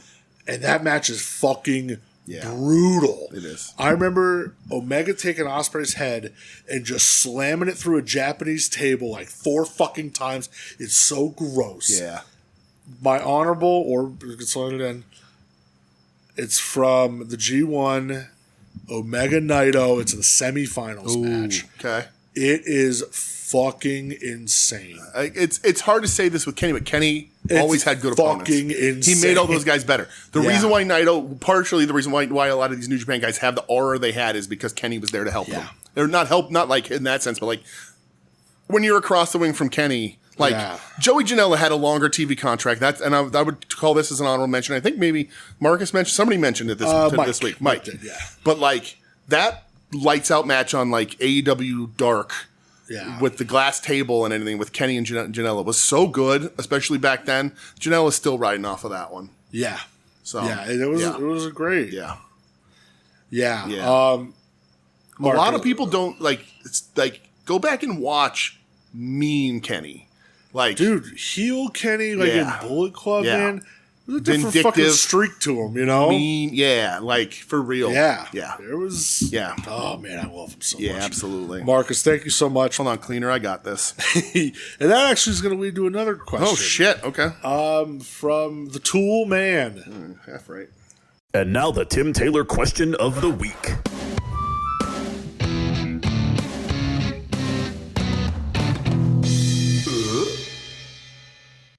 Tim? All right. Tim says, looks like both of the big two took major swings on TV this week. Oh, I hadn't heard. With both the WWE and AEW titles changing hands on Raw and Dynamite, respectively. The question this week, is there a title in wrestling right now that you feel needs a new champion? Love you, boys. Yeah. The WWE Undisputed. I was going to say, what the fuck is Triple H's title? COO or some shit? That needs a new fucking title. Yeah, for sure. Head of creative, whatever the fuck he is. Yeah. God. Yeah, so listen, CM Punk comes back. He wins the WWE title off Sami Zayn after 9 days. Hilarious. You know, Joe and I were talking about that, and everybody's photoshopping the Hogan Brett thing with them too, but that doesn't really make sense. Yeah. It's not a one-for-one there. It's not, no. No, it would mean that, like, it makes Cody Brett. Yeah, which is not Punk Hogan and Sammy Yokozuna. So that's a thought. Just, you know. Hey guys, I don't think you understood the concept of WrestleMania 9. Right. Listen, a lot of people didn't understand the concept of WrestleMania 9. A lot of people didn't like the concept of WrestleMania 9. Understood. But if we're going one for one, Sami Zayn is Yokozuna. That's same as Yokozuna. I'm down. Okay. Yeah. Which in Saudi Arabia, Sammy is the foreign invader. So yeah, that's no, Punk wins, and I just don't. I mean, I don't watch WWE at this point, so I don't give a fuck. I haven't talked to my nephews about it yet. Okay. I don't even know if they'll care. Phil looks jacked as fuck. Brother got big. There was every rumor in the world. He popped hot on a test. Yeah. He wasn't coming back. He whatever. Okay, of course, shit's down. Punk's gonna raise houses. Punk's gonna raise ratings. Of course, and he's all that doing the house show loops that are coming up. Did you see the Kevin Nash thing? Talking about Sammy? Yes. I don't know what to think of that. So I don't take any weight in any of that shit. It's dirt sheet. It's rumor and innuendo. It's purely fucking speculation. But on that tip, if Sammy did take that cut and they promised him a title shot and then did that to him, and they're like, well, we gave you what you wanted. It'd be very funny. I like Sammy. But you did it to yourself, dude. Listen. You played yourself, Sam. Sammy didn't screw Sammy, or Vince didn't screw Sammy. Sammy screwed Sammy. I'm going with the logic here that Cody didn't want to drop the belt to Punk. Yes, that's what my story. And I'm sticking to it. Absolutely. And they're going to wrestle at SummerSlam, and Punk will beat him. Which, if we're drawing 1-to-1s, that makes Cody, Sean, and makes... And Phil gets his wish. He's Brett. He gets his fucking wish. So There's what everything he's been wanting for his entire life. Yep. He was even wearing the fucking Brett tights. He knew. He knew. He knew everyone. Knew. He knew every fucking one. He knew every meme that was going to come out because he knows. Oh, I'm not particularly online. Hitman You're shit. very Oh, online, God. Phil. Yeah. Ain't fooling me. You're only brother. not online because you don't want people throwing what you said at the first Ring of Honor show back at you on the internet anymore. What did you say at the first round? Or was it the first one? When he was on commentary? Oh, I don't know. I did slurs. watch the other night. I watched him and Ace Steel against Billy Jack Whitmer, the Hillbilly Jesus, and Dan Moff in a fucking brutal match. Yeah, it was sick. How many people in that match are fucking canceled? Yeah, shit. Literally, BJ Whitmer's fucking gone. Yeah, Dan Moff should be gone. Yeah. Phil, you know. Well, yeah, whatever. Again, I don't have any feelings about it. Good for him. I don't watch the product. I don't care. I ain't gonna get mad about I'll it. be with my nephews tomorrow. I'll get their take on it. To get a temperature check, see what they think. I feel bad for Sammy, but if he took that pay cut, I laugh at Sammy. Yeah, I agree. You did that to your fucking self, you goofball. I agree. I hope to death that Cody was like, I don't want to lose it to him. I'll lose it to Sammy. It'd be very funny. It would be fucking hilarious, dude. Yeah. But a title change. Back to the question.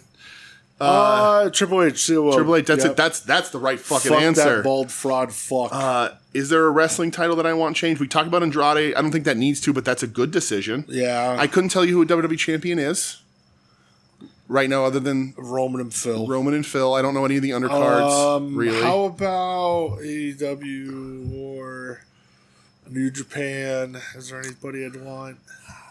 I'm not again like a must. I don't. Suzu just won the red belt, so I'm happy. Yeah, like I'm not a big Suji. Like I like Suji. That title run doesn't feel like it was supposed to happen. Yeah. So I'd love for that to go in a different direction. But it's not like I'm mad at it or anything.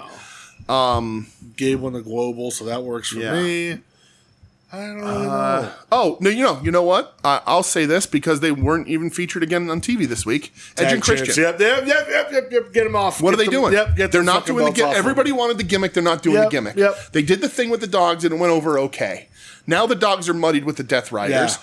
The Edge and Christian, they're on an island. FTR went home, so they're not playing with their buddies. Yep. We have not had any new tag teams brought in. Nothing built beyond the dogs thing. Edge and Christian aren't even on fucking Take TV. the belts off them. Then why do they have the fucking belts? You're making this like the women's division where they're just going to show up and have squash matches for 3 months because you have nothing for them.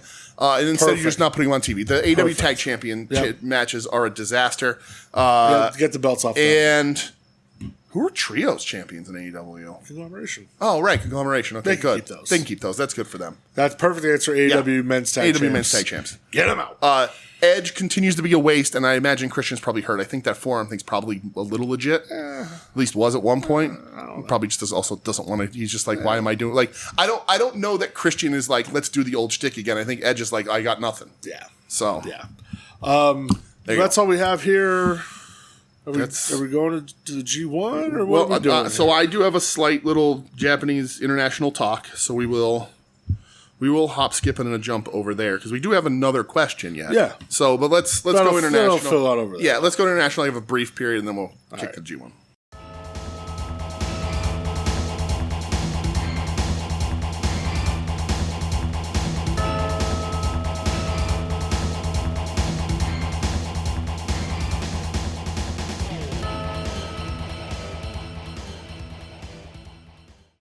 All right, look at us. We made it. Here we are. The shortest, I think, international week we can have without cutting it. Yeah, because I didn't watch fucking nothing. So I watched a little bit. Happening. I'm going to talk about it a little bit. So I watched the Road to G1 matches. I watched ELP versus Oiwa, and I watched the IWGP Global Heavyweight title match between Shooter Umino and Gabe Kidd. Neither of them are that special. Yeah. I think people are undervaluing the Gabe match because they don't aren't completely into what Gabe is doing over there right now. But he beats the fuck out of Shooter Umino. Dude, when I saw him come out of Cork, and was it the night before, and the next night the crowd's going fucking crazy for him. So Kid comes out, he drop kicks the ref pre-match. Like, Jesus Christ. Just fucking, the bell doesn't even ring. And he just drop kicks the ref out of the ring. And just beats the fuck out of Shooter. Gets in Tana's face. Is that what he's spitting Tana's face? Spitting Tana's face. Calls him a fat boy, whatever. He calls him fat boy. Shota gets all mad. Shota gets colored. There's no bell ring. They're fighting in the crowd. Then he spits on Tana after they're fighting in the crowd. He yells at Tana, fights in the crowd, spits on Tana. Bell rings and Shooter gets on a heater right away. Like, he's bloody and he's just like, I'm going. I'm going to, you beat me up. I'm going to get my revenge. Blah, blah, blah. Crowd goes fucking crazy when Shooter's on top. They throw hard. Feels like a grudge. Like, feels like Gabe Kidd wants to kill him. Gabe Kidd wins. Gabe Kidd's new global champ. Yep. Match was good. Not great. I don't even know, like, in a short week, would it get covered? I don't know. But it was good. A little better than it is rated online just because they both, like, even Shooter, hit really fucking hard in this match. Yeah. That's the worth of this match, whatever. So then we do learn our G1s. We'll talk about that later. But the big thing that, the only remarkable, even if you even want to call it that, the only thing of note that really happened in Japan this week, and we talked about it a little bit last week, was Tiger Mask 4's retirement. Yep. So they did the Tiger Mask 4 retirement show. I watched nothing on the show but his actual retirement stuff. And as I texted you, I will describe it the same way. Yeah. It was cute. It was cute. Clearly, Tiger Mask has health issues. And I didn't know that he almost died from diverticulitis. Fucking old as fuck, Right. dude. Been doing this for, I think they said, like 30-some years or whatever it is. So the funniest thing is he's Tiger Mask 4. He's only 13 years younger than Satoru Sayama, who trained him. That's hilarious. Isn't that crazy? Jesus So I looked it up. Christ. 13 years younger than the original Tiger Mask. And he's Brother, Tiger Mask you 4. had that too and he's been it long. for 30 years or so. Fucking hell. So the commentary says, and I didn't know this, but he almost died from diverticulitis too. Yeah. And so clearly I think he is like, okay, I can still work. Like, he had that run with Robbie Eagles afterwards, but it was very much like I'm just going to... Very toned down. You're using me because I'm a Tiger Mask, and that's what that's going to be. Yeah. So he had what is essentially a series of 3-4 matches, depending on who you ask, on this retirement show. So the first advertised match was Tiger Mask had said that he wanted to remind people of the Tiger Mask legacy, which is why he picked Billington. Yeah. Dynamite Kid, the Dynamite Kid's nephew, the Dynamite Kid. Yeah. Tom Billington. Now, these are all like 5-minute time limits. I saw they're all very, like, and Tiger Mask looks good. He's not in any shape. Clearly, he's not physically. This is it. He probably should have called it a little while ago. But anyway, it goes to a time limit draw. It's cute. I like the little nod. They're throwing the arm drags. They're doing the spots. Like, it's cool. It's like, all right, they do the, he hits the Tiger suplex with the bridge. Oh, he might actually win that. No, time limit does expire. He's in the bridging Tiger. And time limit hits. Like the over the top Tiger. Yeah. Time limit expires. They hug. They had, the Dynamite Kid, Tommy Billington, very, very excited to be there. Raises his arm. That's like, a big fucking they deal understand for him, man. the legacy, cool. And that's really cool. That's cool. Because people say this, and it may sound cliche, and I get the chills thinking about it. You haven't seen wrestling like Dynamite Kid versus the original Tiger Mask until you've watched the Dynamite Kid versus the original Tiger Mask. Yeah. It is that life-changing. Well, we just talked about influential wrestling. That's super influential Getting the wrestling. tape that I got when I was a teenager of the best of Tiger Mask, and it was just him, Dynamite Kid, for like 6 hours. Yeah. And then like a Bret Hart match from like 1982. Which is fucking amazing, yeah. It was a later one because it was Bret versus Masada. It was Tiger Mask 2 versus Bret from like 88 or something, or 89. But anyway, everybody everybody praises that. Everybody talks about it. You got to see this. That it is absolutely warranted. You have not seen wrestling like it until you see that. If you haven't seen those matches and you watch those matches, you go, oh. And it was 30 years before anybody was able to replicate it anyway. Yeah. Like, they're amazing. So that was a really cool nod. Match was fine. Black Tiger runs out, jumps to both of them. It's Rocky. We knew the next match was going to be against Rocky, who was the longest Black Tiger during Tiger Mask 4's run. I think he's like Black Tiger 5 or 6 or something. Ishii was a Black Tiger. Yes, he was. So it's Rocky. Rocky is selling like crazy for Tiger Mask 4, like going fucking nuts. Tiger does a tope suicida, like the head first, like full on, no regrets, just throws himself out there. Black Tiger sells the tope over the railing into the crowd. Like, Rocky clearly wanted to give this guy the right fucking send-off. Good. Black Tiger hits the Black Tiger driver after time limit ends. It's another time limit draw. Tiger Mask 4 goes down to the Black Tiger driver. Rocky asks 5 more minutes. He gets on the mic, as Black Tiger. He's like, we're not going out this way. You know you want another 5 minutes. They go for 5. They don't even go for 5. They go for like 2. Like Rocky's like, I got him. He's done. I put him in this. Yeah. Goes to pick him up. Tiger driver 1, 2, 3. There you go. The way it should be. Or Tiger suplex 1, 2, 3. So there you go. Bridging Tiger suplex. There's a picture of that going around. Really nice. Rocky sent him out the right way. He gets his little win on the extra 5 minutes. I'm sure Rocky had no problem going out on his back. Did you see what happened after that? No. Okay. So they do the retirement ceremony.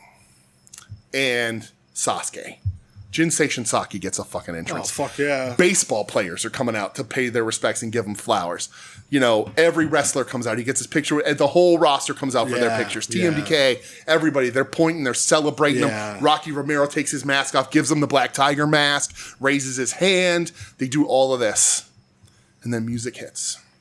And Tiger Mask 1 comes out. Holy shit, really? Satoru Sayama comes out in a suit. The original, which is the best mask. Yeah, the mask. The best Tiger Mask. Fuck yeah. Comes out, gives him his flowers. They hug. They talk. They separate, and the bell rings. Oh, Jesus. They do one of these. And they walk towards each other. And, dude, listen, he's like an 88-year-old man, or 68-year-old man, however old he is. Starts doing the Tiger Mask steps backwards. Oh, that's fucking and awesome. Circling. Yeah. And the commentary's like, he still got it. Yeah. And he, listen, looks like a 68-year-old man. But for 5 seconds, Satoru Major Sayama did that little stutter step and circled backwards. And I was like, oh, my God, I can't believe this. Yep. They lock up. 1 minute time limit, bell rings. Oh, awesome. That was his trainer. Yeah. 4 was trained directly by 1. He was handpicked. Gave him one more match. Gave him one more match. That was like Buddha Chono. Right. Remember that? Yep. Same thing. Gave him one last one, and I was like, oh my God.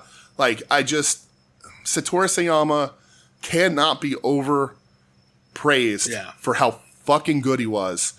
And to see that and have him out there, and just that, I'll show you that clip, just that little step. And I was like, oh, that's so fucking cool. That fucking rules. So I don't know what they're doing with Tiger Mask. Who knows? Wonder how long they wait. It's hard. I was thinking about this, and I was trying to figure this out. I was like, because Tiger Man, we talked about this last week with Misawa and Koji Kanemoto and all that. It's hard because now we know everybody. Yeah. We online will tell us who's in the fucking dojo right now, who's about to graduate. Yeah. You didn't get that when you didn't know these guys. You didn't know who they were. They became stars after because they were Tiger Mask. Now you're watching New Japan. Yeah. And they're doing Young Lions tournaments. So you know these guys. Yeah, you know them all. Some of these guys aren't, you look at Fujita, who I thought would have been a great Tiger Mask. You look at Daiki Nagai, who I also think would be a great Tiger Mask. Never had to go on excursion, got picked into a group. Yeah, you can't put that on them. Put the toothpaste back right, in the tube, you can't put it friend. on them. Because then it's like, well, you don't think these guys are good enough. They need Tiger Mask to get over. And that's never the way it's been. No, never. Everybody's gotten over bigger after. Sayama's had, well, I guess he did become then Giant Tiger after whatever, all that stuff. But anyway, or Super Tiger, not Giant Tiger, different guy. I don't know. But they have to keep it from the public. It cannot be a young boy that I'm going to see wrestling his way in a Young Lions tournament unless it's as Tiger Mask. Yeah, can't I don't want to know him. No. What I want from Tiger Mask is a fresh face or an indie guy that maybe people don't know. If you can grab somebody from one of the smaller indies, see what Brother Yashi's doing. Maybe he can put on a hood. Oh Jesus! But I need to be introduced to a new Tiger Mask. Tiger Mask 5 sounds like a big deal. We got a new Black Tiger in Magnus. They announced that last week or whatever in CMLL. Yeah. Bring them in. 3-year run. Don't go over 5 years. No. Unless you don't think he's going to make it. No. But get him over for 5 years. The mask comes off, and then let the kid run. Yeah, let him go. I don't want a 30-year run. No. I don't need any of that shit. While I like Tiger Mask 4, he's my least favorite of the 4 of them. But anyway, I like him. He's great. When you look at old pictures of him and you see how fucking jacked he was, you're like, holy shit. Fucking huge, dude. He was fantastic. And his Michinoku Pro stuff was amazing. Yeah. Stuff with Sasuke and Jinsei and all those guys. But I want it to feel special. I want a 5th one to be the way it used to be. Redesign the mask a little bit. Maybe even throw it back a little bit. But let's see if we can get that going. Because the 30-year run of Tiger Mask 4 is why we have Tiger's Mask in other promotions and Tiger Mask W. And it's like, well, he has a lockdown on it, but we want to use some other things. So, but anyway, this was cute. I liked it. There is not a single thing you need to watch unless you get the chills about Satoru Sayama. And if you do, then you should watch this, even though I spoiled it for you. This is for you. But if you want to see Tommy Billington get arm dragged and throw an arm drag the way his uncle used to do it, I think that's entirely worth it too. Fuck yeah. But that's it. I mean, that's the only thing that happened internationally this week. Well, we have a question. Oh, I have a question for you also, but go ahead. This is a 2-part question. Okay, this week only, I hope.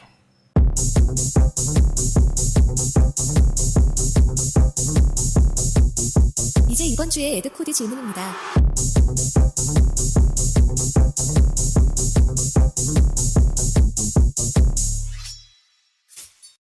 I never noticed the end of that song was Ed's tribute to the Switchblade.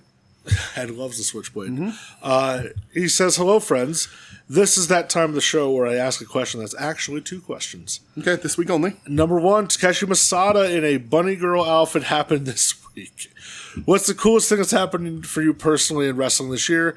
Because for me, it's that. Sure, Arisa Endo loses all her big matches, but will not lose this upcoming match to Aja Kong. But the universe makes it right by putting Takeshi Masada in a slutty bunny girl outfit, balances it all out. God bless you, Ed. Coolest thing that happened for me in wrestling this year,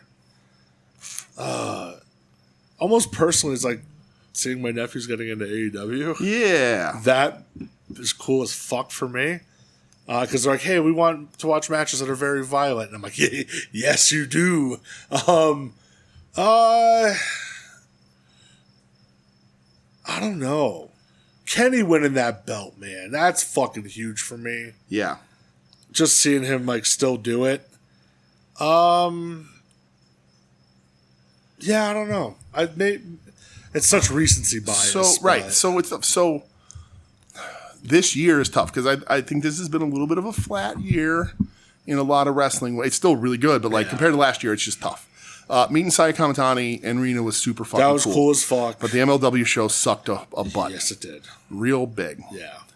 And I don't know what the time frame was for anything, so it's very difficult. Yeah, that's. Oh no, you know what was really like fun for me was Ed asking on like a personal level or just all around? Yeah, personally. Okay. What was really cool for me actually was Power Pro. Yeah. Bringing the bunkhouse attire sign. Yeah. And the boar holding it and checking it off after they won. Yeah, rocked. That was just a really cool moment for me. I'm glad to be there for a person that I'm a big fan of, person that at least one-sidedly I'm friends with. We'll see. I don't know. I'm not going to speak for the boar. Speak for other people, but not for the boar. No.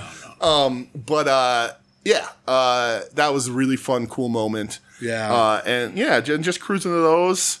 I think we had our first Herschels this year. Yeah. That was this year. We didn't have that in 2025, right? Nope. So that's wrestling adjacent to me. That's the best wrestling thing that ever happened to me. Brother. The fact that I get to eat a Herschel sandwich before I go to wrestling is really, really nice. Yeah. I need it in my life. Yeah, for sure. But like the live shows are always a fucking blast. Yeah, we always going to shows like us and always Joe. Fun. Yeah. Like I love always doing that. Yeah. That's the fucking coolest shit, man. Absolutely. So, yeah. Second part. Yes. Joyce Manor is playing this really intimate venue in Columbus next month. The tickets sold out almost immediately. Just out of curiosity, what's a show you missed out on that you really regret not getting tickets for? So many. So number 1, Joyce Manor fucking sucks. They're a crybaby. Yeah, who are they? They're a crybaby band that complained about people stage diving one time. And I was like, ew, fuck off. Yeah, sounds like a... Yeah. So here's the thing. Have they had hits, or are they like geese? They're pretty well known. Right. Joyce Manor. Okay. This is gonna sound so fucking lame. Okay. But like, I don't know. Do we really go to shows that we buy tickets for in advance a lot? Yeah, bigger shows, but nothing. Yeah. We're usually really good at getting stuff before it sells out. So like the shows that we don't walk up to, we buy tickets for in advance. Like hardcore shows, it's whatever. Yeah. But like. Long term, like something that we missed out on. I wish. So going back, we came here to watch WrestleMania instead of going to the Dave from Vision's tribute show in Asbury that had everybody on it after he passed. We watched WrestleMania instead. I got to tell Bryan Danielson, I don't give a shit. Right. It was great.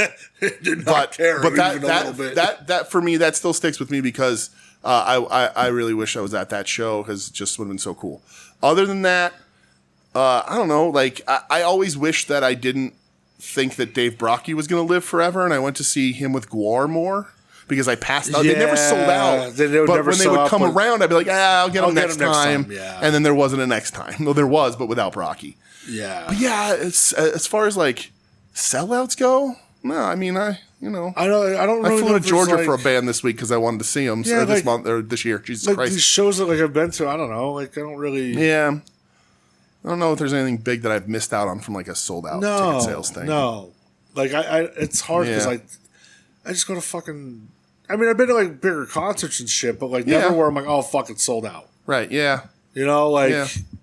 And even if it sells out, sometimes we find ways. So. Yeah, exactly. Yeah. So like, and I hate to sound like that, but it's like there's usually a way. Yeah, we figure it out. Like last summer when I saw Turnstile, that was sold out. Yeah, I was there. Yeah. You know, like yeah.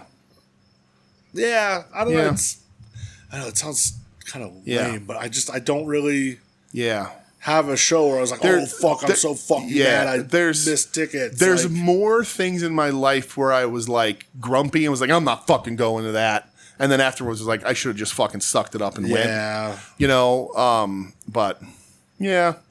I don't know. Yeah, I've seen a lot of cool shit. Jesus Christ, I've seen a lot of goddamn like bands. Music is still like one of our big time priorities. So we we see pretty much everything we want to see, and then a few things we don't. Exactly. So, like I'll just hey, such and such is playing the Sherman. Yeah, let's go. Yeah. You know, like right.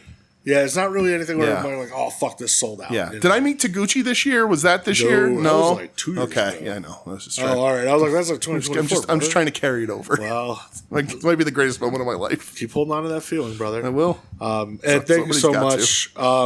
Obviously, our match of the fucking week is Kenny. Yeah. MJF. That's a no-brainer. Yeah. Did you buy anything? Plane tickets to Seattle, brother. There you go. You're booked. Yep, that's it. You're booked. That's at the end of the month, so I don't know if there will be a show that week. Yeah. We'll let you know. Yeah, we'll see. And let's see. Did I buy anything? Oh, I did. I bought a Kenny Omega figure off eBay last night because it's kind of the tights he was wearing last night, the same design. Oh, the blue and white one. But he wore them against Danielson at that fucking Arthur Ashe Stadium show. Yeah. I didn't have that one. I was like, I got the itch. I got it for like $15. Nice. So that was about it, though. I don't have a Kenny figure. Oh, God. I should get one. I have a lot. Yeah, I should get one. I have the first one. Yeah. The first AEW from that first line. Right, you keep it next to your brandy. I would have sold that shit for a lot of money. That shit goes. That brandy? Oh my God! Yeah, it was like short printed. She's buying them. Yeah, I guess so. Lil Brandy, don't you remember? Oh, right. Cody's buying them all up. Make her feel good about herself. That's all I bought, though. All right. So okay. I have a question for you, really quick, because we're going to go to G1, and I've made this show impossibly long because we said it wasn't going to be, but we had really good conversations. Last week we talked about how we didn't do a middle of the year show. We did a quick run. Yeah. And I'm completely fine with that. I don't want to do that. I think we've done so much. We're covering so much. This happened so quickly. Yeah. The question I wanted to ask you, because this was a question when I was making these brackets that crossed my mind. We only did top 3 midway through the year, so I'm not going to ask you top 5, and I don't even need you to name 3. Yeah. Is there a current New Japan only contracted wrestler, and that's the important caveat, that would make it into your top 3 wrestlers of 2026? No. No. Nope. That's fucking crazy. No. Isn't that nuts? I don't think they did it last year either. That's crazy. Last year they didn't either. Yeah? No. Wow. If you're talking just strictly New Japan? Yeah. No. Yeah, because Takeshi to count, like you go through Takeshi to even Gabe, they're double contracted, whatever. They're dual. Right, but I was looking at this and I was like, this G1, there is not a single New Japan guy on this roster that's put together a 2026 that I would even rank him in my top 5. The only one to me that would come close, and I'm going to add somebody with him, Yuto and Oscar. Yeah, they're the only remarkable runs. Yeah. They're the only memorable run of New Japan this year. Yeah, they That's really crazy, are. dude. Yep. They're the only ones who was not worth even the shit in New not Japan. even sniffing my top 3, or maybe not even my top 5. It's crazy. No, because the best fucking New Japan match this year was Okada Tanahashi at Wrestle Kingdom. Right. So, and you're getting, You know? but otherwise we're looking Kenny, we're looking Max, we're looking Will, we're looking, even Saya kind of dropped out, but like, because she lost the title and everything, but like, it's just crazy, but like, there's not a more compelling wrestling on the planet right now outside of AEW. Nope.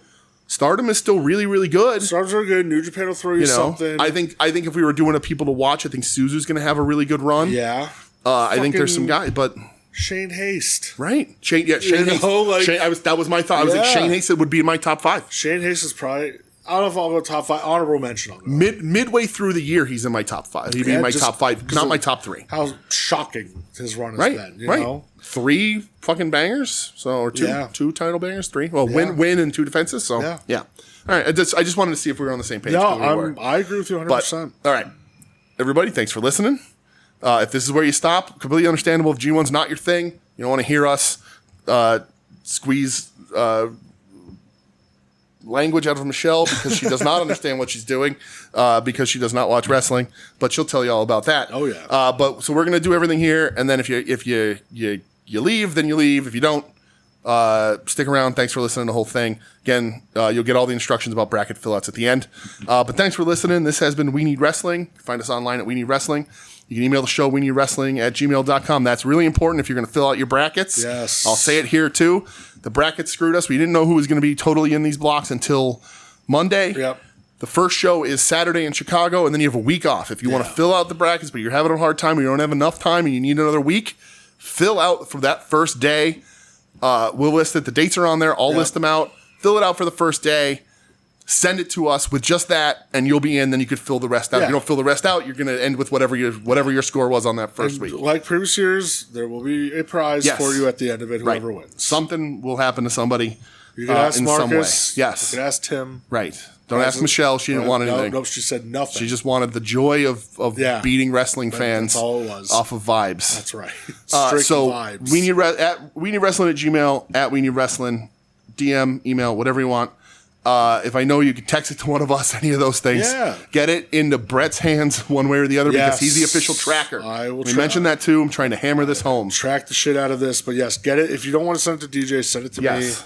me, and I'll get you in. Yes. I will send it to him, but not before I change all your answers to make sure you don't beat me. Fact. So that will happen. That's what I do every year. Never win. Nope. But I don't ever come in last.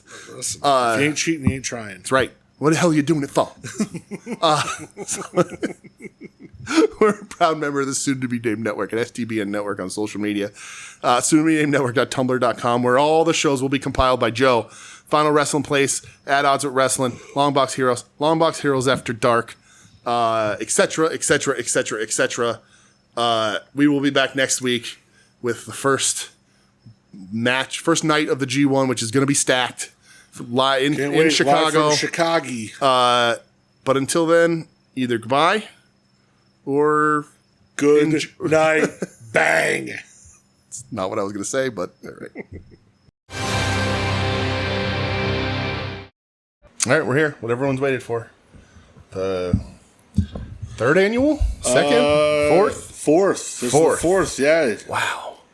Yep. Okay. Yeah, because we had Tim, Yeah. Marcus, and the returning champion. That's right. The reigning, defending, undisputed New Japan Pro Wrestling G1 Climax champion. Yep. Michelle.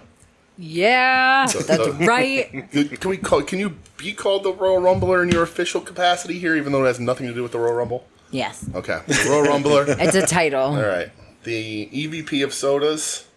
Yes. Right. Thank you for remembering the executive part. That's right. Yep. Often people try to demote me, That's and true. You know what?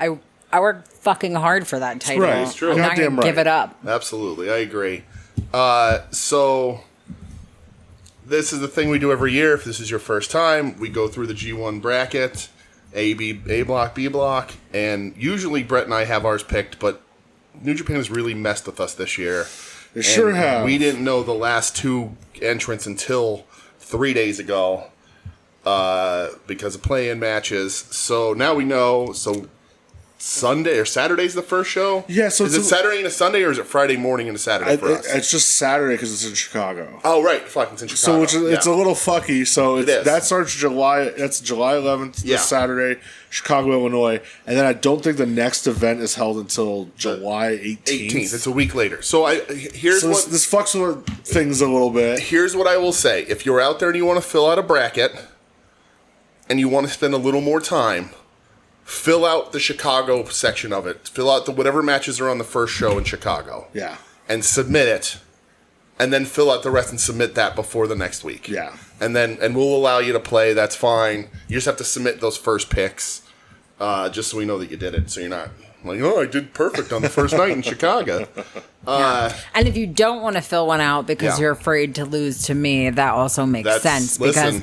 if I were a wrestling fan, I'd be afraid to lose to me because I don't know shit about wrestling. I lose don't know to you shit every about day of shit. my life, so I don't know shit about shit.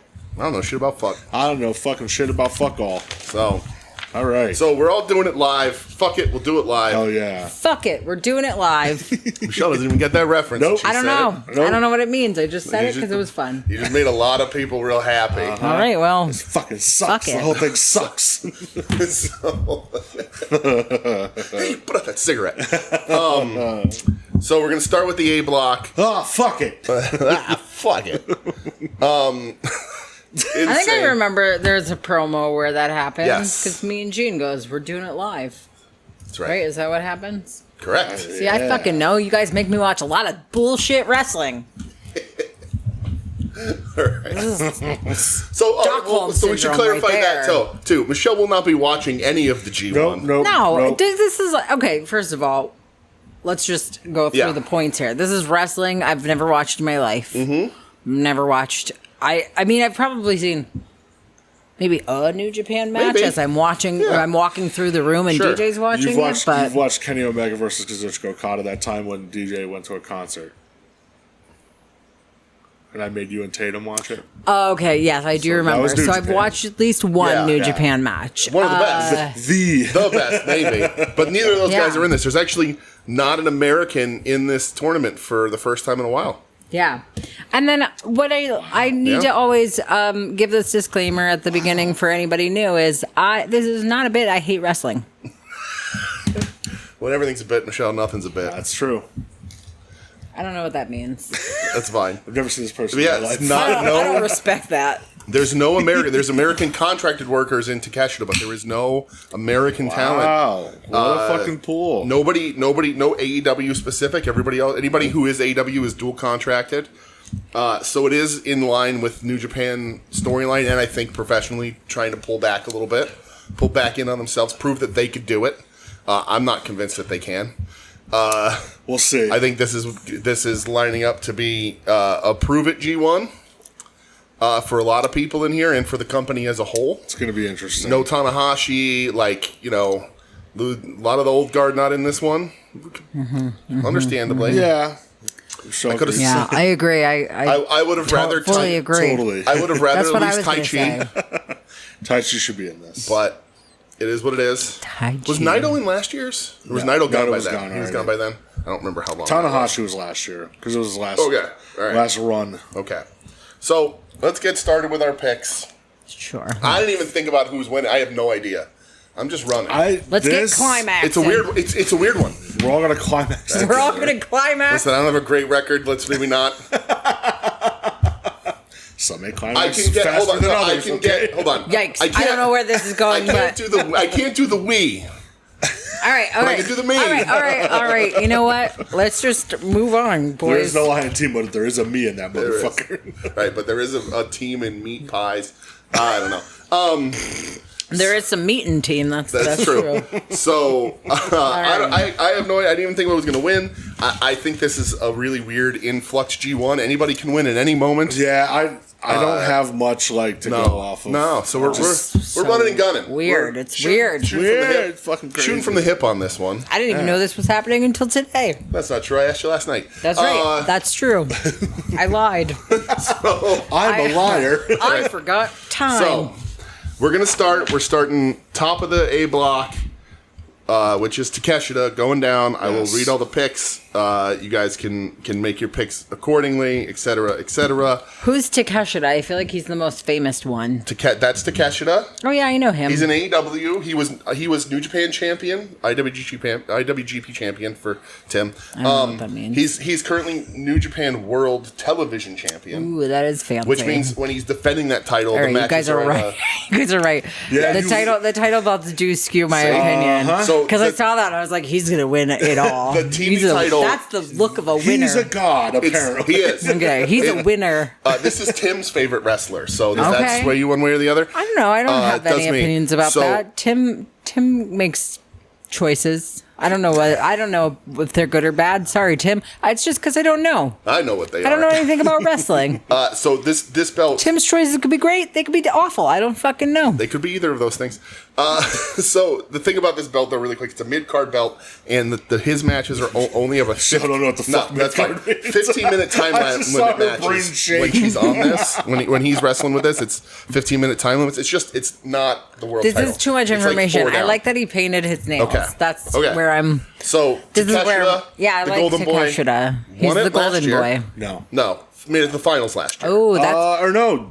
Did he win it last year? I want to know who did win it last year. What horrible New Japan historians we are. He did win it last year. Pretty sure he did, right? And then, because then he beat. G1. What's his face? Yusuch? Yeah, he won it last year. Because Suji beat him at Wrestle Kingdom for the IWGP title. Oh, right. So, yeah, Takeshi did win it last year. Takeshita won. Okay. Oh, God, he beat that Evil. feels He beat so Evil, long ago. Evil, the guy he beat, is now in NXT. Ugh. Joe. Oh, Remember the controversy well, it wasn't over long that? ago. It was a year ago. Yeah, it was last year. That feels, a long time. feels a All lot right. longer. So this year has been rough. defending It's champion. not a great year. Not that it matters, but defending his G1 crown, you get a trophy. Just like Takeshita. me. It's true. Right. See? You Oh, are Takeshita. You're basically Takeshi. And he I'm will be basically Takeshita. You I are. also That's paint true. my nails. In the first match of this tournament, it is Takeshita versus Hiroki Goto. Hiroki Goto famous because the G in G1 stands for Goto. Oh, yeah. He looks like maybe he's had his moment, though. He's had his moment in the sun. pretty fair. That's a pretty fair assessment. pretty fair. One of my favorite wrestlers, one of Ed's favorite wrestlers, won the G1 2 years ago, or 3. Right? I don't remember either, but he got the title, whatever, held the title. Big time match. One of the biggest matches they're going to have, I think. One of the best matches they could have in this tournament. Who you picking, Chell? Takeshita. Okay. I think that Hiroki Goto. He's He, also playing E Honda in the new Street Yes, Fighter. he's also in the new Street Fighter movie. I think he's going to pass the torch. So if this was WWE, he'd win the whole tournament. All right, so you want to put an X on anywhere Takeshita is going to win in his line horizontally. So right under Goto, lined up with Takeshita, put your X, and then put your O here for Goto. Wait, that because means... that's the loss. Oh, okay. Because it's round robin, so they correlate, you know? I've never actually filled out my own card before. This was really scary. I can take it for you if you want. No, it's all right. I can do it. I'm a big If it'll girl. distract you from looking at the pictures of these handsome men, I could do it for you. I have 2 master's degrees. I would hope that I could figure this out. Like, I don't know. I don't know if I can, but I would hope I can. Sometimes I feel like I need a let's master's just- degree to figure this shit out. Right. Oh God! Yeah. Right? I feel like I got Right. I got my So- master's degree from master's degree kindergarten, and this is really hard. I'm going with Takeshi. Okay, me too. I'm also going to Takeshita. I think it's going to be a great match, but as Michelle said, it's what it is. So these are all going to be Takeshita. Do you need to see him, or you got No, a mental image? I have a mental Okay. image of what he All looks right. like now. He's sparkly and he's got his nails painted. His next match is against Bolton Oleg or Oleg Bolton, depending on who you're talking to. Current New Japan Strong Champion. Next. Wow, going Takeshita again. Yeah. Don't forget your circle under Oh Oleg. fuck. I'm going. No. Oleg. Oh fuck! I already fucked it up. Fuck. I'm going You're with. going to go down vertically. Yes. I'm going Oleg Bolton. Oh man, this is tough. Oleg's title is technically higher. No, Yeah, I mean, lateral.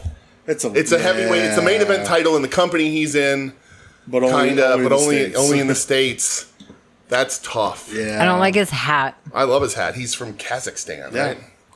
I don't Kazakhstan. know where that is. I have a general sense of it. I like Oleg. I know where a general sense Yeah. where all the stands are. I'm going with Brett on this one. I'm saying Bolton Olake's taking this one. Just as a little bit of a surprise, they were pushing him real hard, and he got hurt, so that's where I'm going. All right. Next up. I hope Michelle remembers this guy from last year. Huge Suge. Oh, from last year. I Suji. don't. You really liked him last year because you said that he has a cool smile. Yeah. Oh, okay. He's not smiling. He's not doing a whole lot in this picture. Well, what he is doing, he's holding the IWGP He is heavyweight currently New champion. Japan champion. Oh, okay. Here, hold on. What is there's it? Dodo. There's his smile. Oh, he's cute. And his nickname is Gene Blast. Yeah. And I don't like that. And he went to college in Japan and was a quarterback in Japan's American Football League. Oh, weird. Yes. Yeah. That's and he cool. has an identical twin brother that he has used as a distraction in his matches. His twin brother is not a wrestler. Awesome. Well, I respect that. Yeah. Okay, yeah, he's going to win. I'm thinking Suji's going to win too. Suji as well. How do I win him? I do a 0. How do I win him? I do a 0 up here and then and an X in the first column. X in the first column. Correct. How do I win him? How do I win him? Okay. We're flying now. Shingo Takagi versus Takeshita. Oh. Shingo rules. He's got a little bit of a Rufio thing going on. He does a little bit. Jacket Yep. With the red and the black. Older guy, former champion, total badass. Rufio. Oh, we should watch Hook. I'm down. Fuck We were just yeah. talking about it at the comic shop the other day because Let's go. Becky and Josh didn't know that was Glenn Close as the one like neurotic pirate. Oh. Glenn Close cross dresses as a pirate in that movie, and it's hilarious. Shingo, I'm going Takeshita. I'm also going to Takeshita. Shelly? I haven't decided. It'll Hold be a on. great match. One of the matchups Yep. I'm excited to see again. Two of the greats. Take your time. If you take too long, I will later insert the Jeopardy music, but you won't have to hear it right now. I am going to go with this guy. Shingo. All right. Okay. All right. All right. All right. That's not him. This picture's got out of order. Right there. Jake Lee. No. No, that is No, Jelly. that's the right answer. You do not know how right that Takeshita fucking answer just is was. beating Jake Lee. This guy stinks. I wanted to get a picture of him with the clown makeup on, Yeah, but I couldn't. ugh. Stinks out loud. He stinks. Now, this one comes with a caveat. Sonata.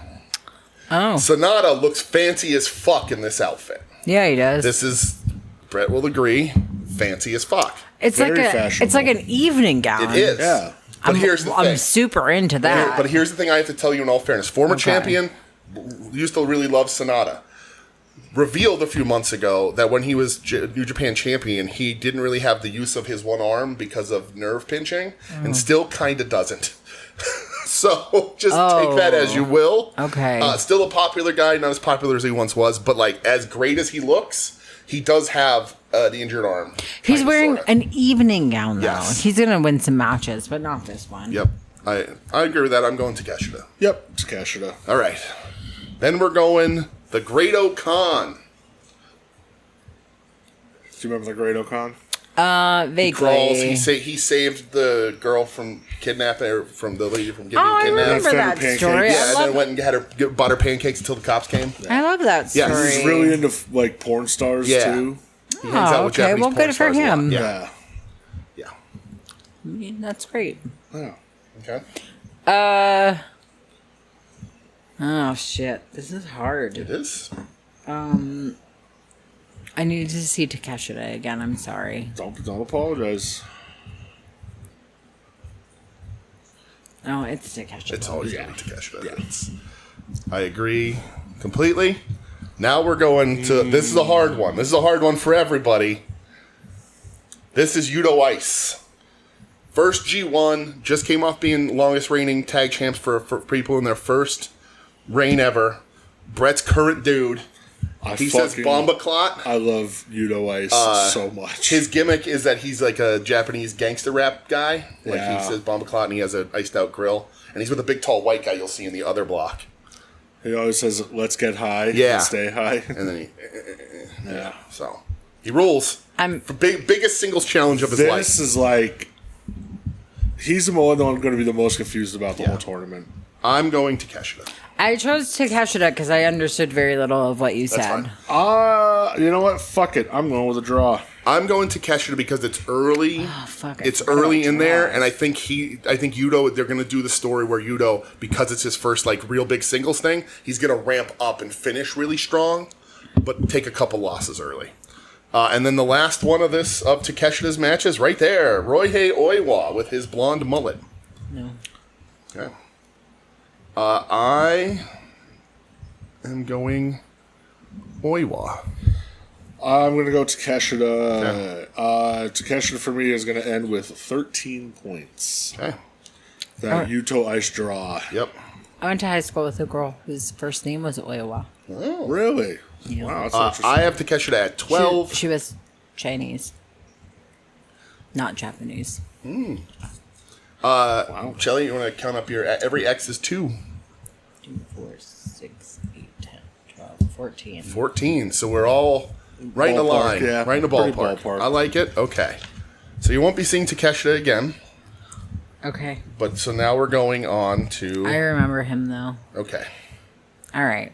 This guy... Hiroki Goto. This guy looks cool, but does I look cool. already accidentally marked him as losing Losing to to Bolton what's Oleg. his face. Okay. Yeah. All right. So we're gonna just stay with that Okay. because we're trusting our instincts here. That's tough. I'm also going to have Bolton Oleg beat him. 8, 9. God. You're putting Oleg over? Yep. You're putting Oleg over. Or Goto. Can I do Goto 2 losses in a row back you know. to back? By chance. Let's get nuts. I'm calling it a draw. What do you mean back to back though? The dates. They're not back to back. No, they're close. Week apart. I'm going to draw. I think we're gonna see Bolton maybe, or Oleg Bolton as I call him Olton every time. Looks a little tough. July 25th. Yeah. And this one is the 9th. Oh yeah, I'm August reading. 9th. You're right. I'm reading it wrong. Sorry. It was Goto Takeshita, and then followed up the next week was Goto Oleg, and so I'm going to draw.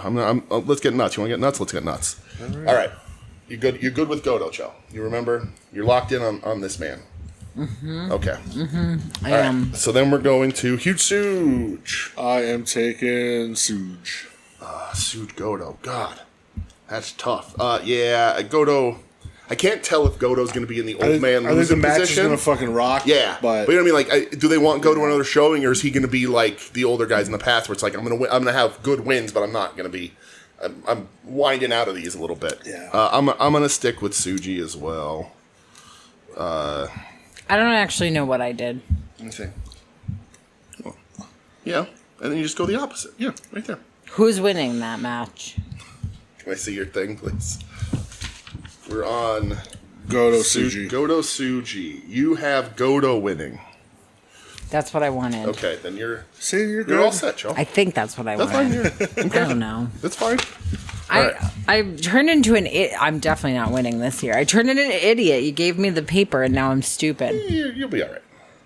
You did fine last year. Goto versus Shingo.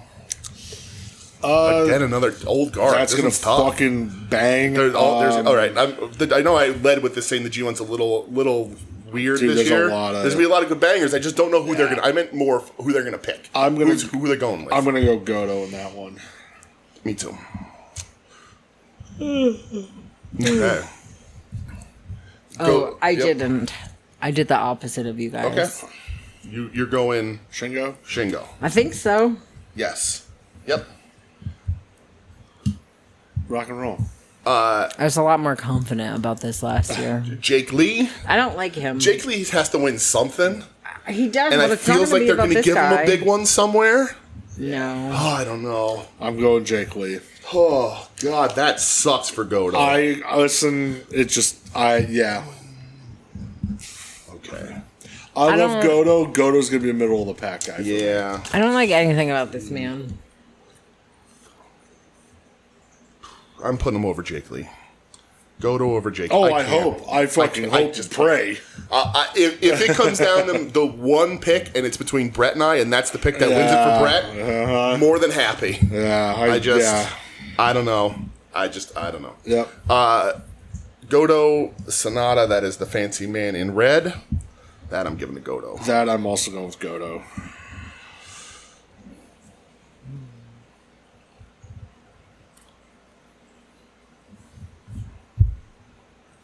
Thinking long and hard. Me too. Take your time. Who are you going with? Godo. Ooh. All right. So, Okay. All right. Great Okan versus Godo. I'm also hold going I Godo. forgot to do this part of it too. The Dominator. Okan. No, he's got spiky teeth. I don't know. I'm going Okan. Okay. Yep. Show who you got. Oh, she's already fading. It goes a lot quicker than you think because it does whittle down.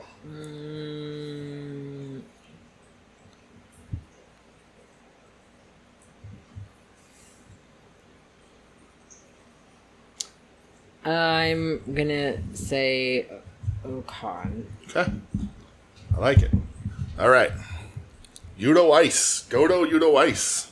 I'm gonna say Yudo Ice. Yep, too. going with Yudo. Yep, me too. Yep, for sure. All in agreement there. And then Roihei Oiwa. I'm gonna say Godo wins. I am going to go with Oiwa. Me too. I'm going Oiwa. So for Godo, I have a total of 6 points. I have him at 7 because of that draw. Joe? Oh, 2, 4, 6, 8. That's funny. We're again 6, 2, 7, 8. 4, 6, Right 8. there. Okay. Now we're going Bolton Oleg's run, which, again, it gets lesser because we've already done the first Yeah. handle of these. Yeah. So we're starting with Oleg versus Suji. Yota Tsuji. Right there. Yep, I am going to go with Mr. Suji. Yeah, I'm going Tsuji as That's what well. I'm trying to do too. Yeah. Need help, Michelle? You good? All right. We're gonna right. find out. We're gonna find out if I'm good. I I'll- don't know. I'm just gonna check So things, and we're just I gonna will say. double check you based on the top half. Yeah. Before Saturday, the bottom half you don't necessarily have to do if you just want to do this side of the black line. I can do that for you. Just gonna be harder for you to remember who you picked to do what. You know what I mean? Like, but because they both. No, I'll do each it other. this Okay, way. That's fine. I'm just whatever you want to do. Your call. Where are we at now? Oleg Bono versus Oleg. Shingo. Shingo Takagi. Strong boys. Wow, that's tough. I'm giving it to Shingo. I'm trying. I'm going to go Oleg. Okay. I like it. Yeah, Oleg. I'm going to Okay. go Oleg. I think they want to establish him more. Yeah, I think he's going to have a good one, too. Oleg. There he is. Jake Lee. Oh, God damn it.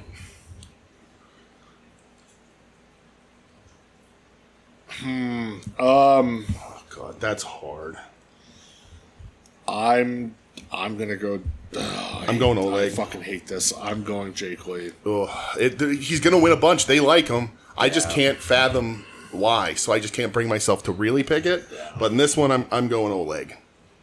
I picked Oleg. Okay. Oleg versus Sonata. I'm gonna go Sonata. I think you know what I was thinking that too. I'm going Sonata as well. It's be a nice little upset for Sonata against a much stronger competition. Yep. Younger guy, give Sonata a good feel good win. He's gonna walk out of here with 4 points, though, like 4, 6. He ain't winning much. No. Oleg. Oh, sorry. I don't know. What good? did I do? You did. You did Sonata. I did Sonata. Okay. All right. Oleg versus the Great Okan. I'm gonna do. That's so hard. I'm going Oleg. Fuck, man. It's hard. The company. I'm gonna go Great Okan. The company's tough because we don't know what direction they want to go because they've been so soft on it this year. Yeah. I also did Okan. Okay. I think Okan's a big enough wrestler, Yeah. like stature-wise, where him beating Oleg doesn't have doesn't the matter. realm of Yeah. possibility. And then Yudo Ice. Whew, that's tough. Built the same. Young stars. I'm going Oleg. I think Yudo will take the fall there. Shit. That's also the first day of the tournament in Japan, though, so normally they like to make some crazy decisions on day one. I but know. I went with Yudo Ice. Fuck yeah, Bombaclat. Stay high. Big ups. Do I want to go with Yudo? All right, I'm going.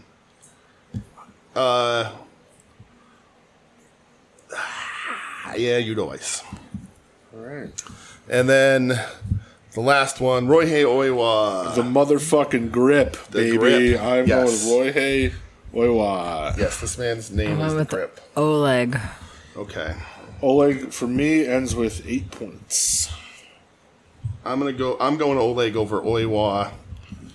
2, 4, 6. That leaves him at 7 points for me. So same as Godo because of that draw with Godo. Don't love that, but that's okay. Right. Huge Suge.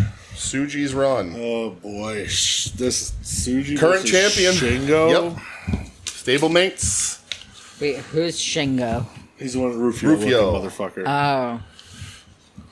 Suji's current world champion. Anybody who beats him gets a shot at that title after the tournament's over. I gotta go with Suge on that one. Yeah. I have Shingo taking a lot of L's. I don't wanna.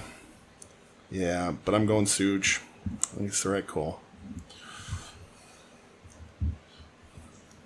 You and Suji as well. Okay. That's what I was trying to do. Okay. Now we're going Jake Lee. Huge Suge, Jake Lee. Huge Suge. This one I can't Smiley do. guy. I can't do. Yeah, I can't. Huge Suge as well. Joe?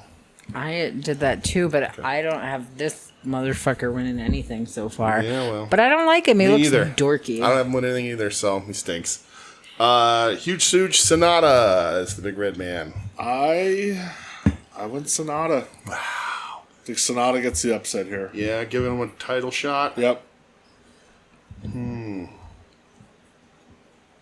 Yeah, Suji. Can't bring myself to do it. Joe? I did Suji. Okay. Okan. I went Suji. Okay. I also am going Suji. Sorry, Great Okan. I picked Okan. Okay.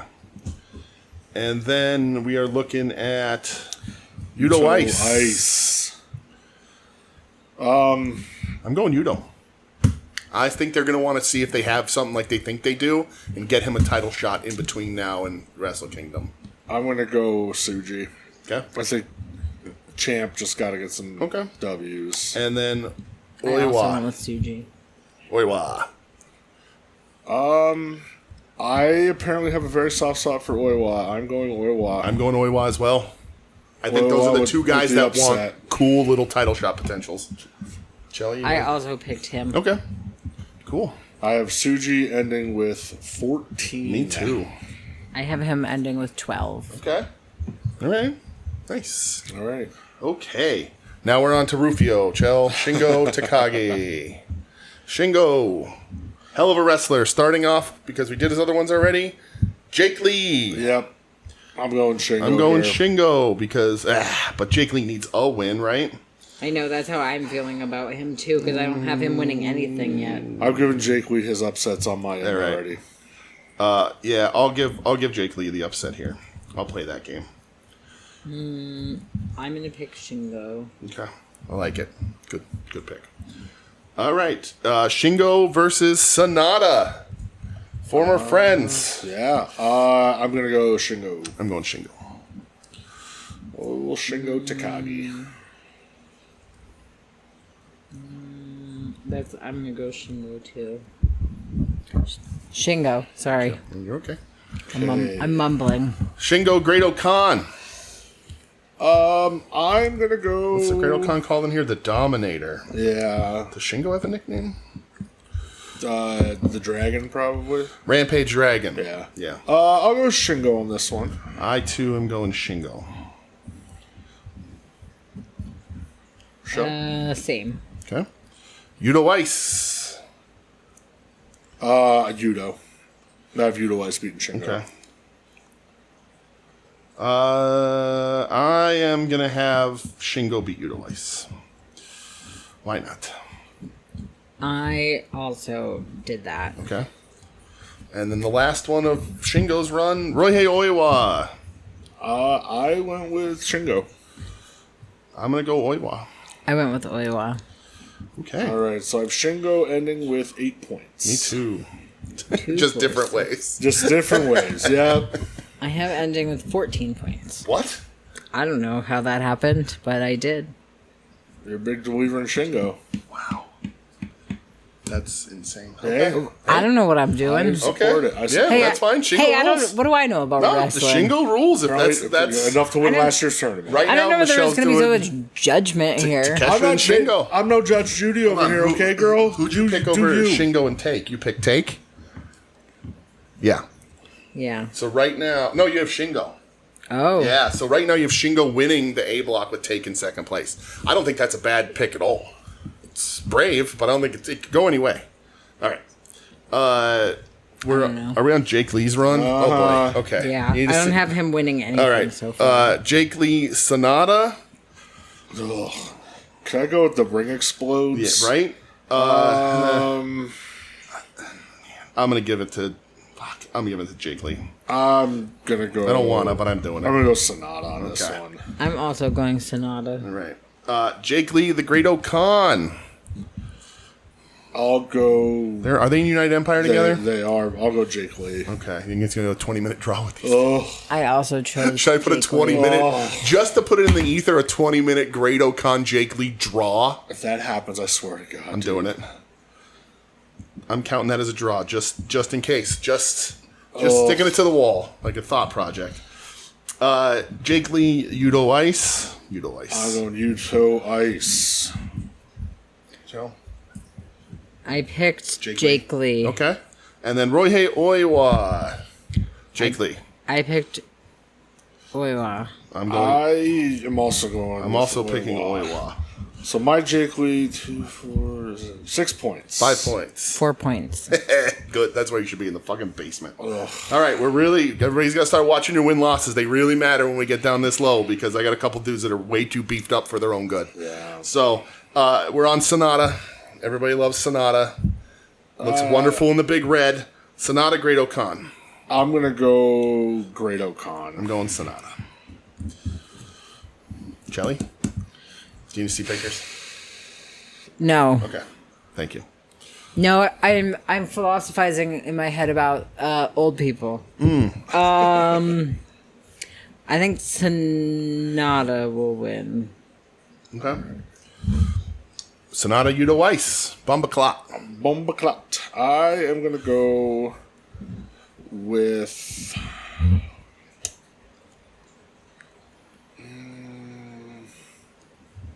I'm going Yudo Ice on that one.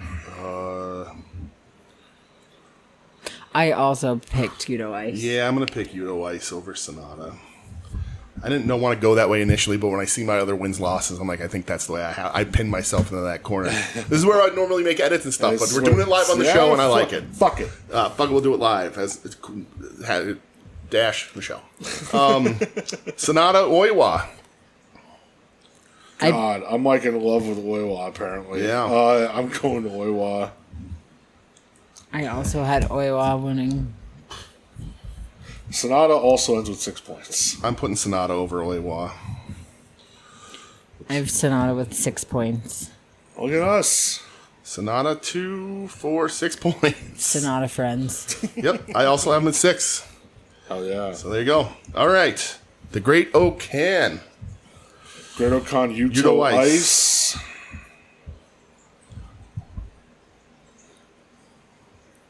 Oh boy. This is tough. This is tough. I'm gonna put Yudo Ice over. Yeah, I'm going Yudo Ice as well. Okay. I picked Yudo Ice. All right. And then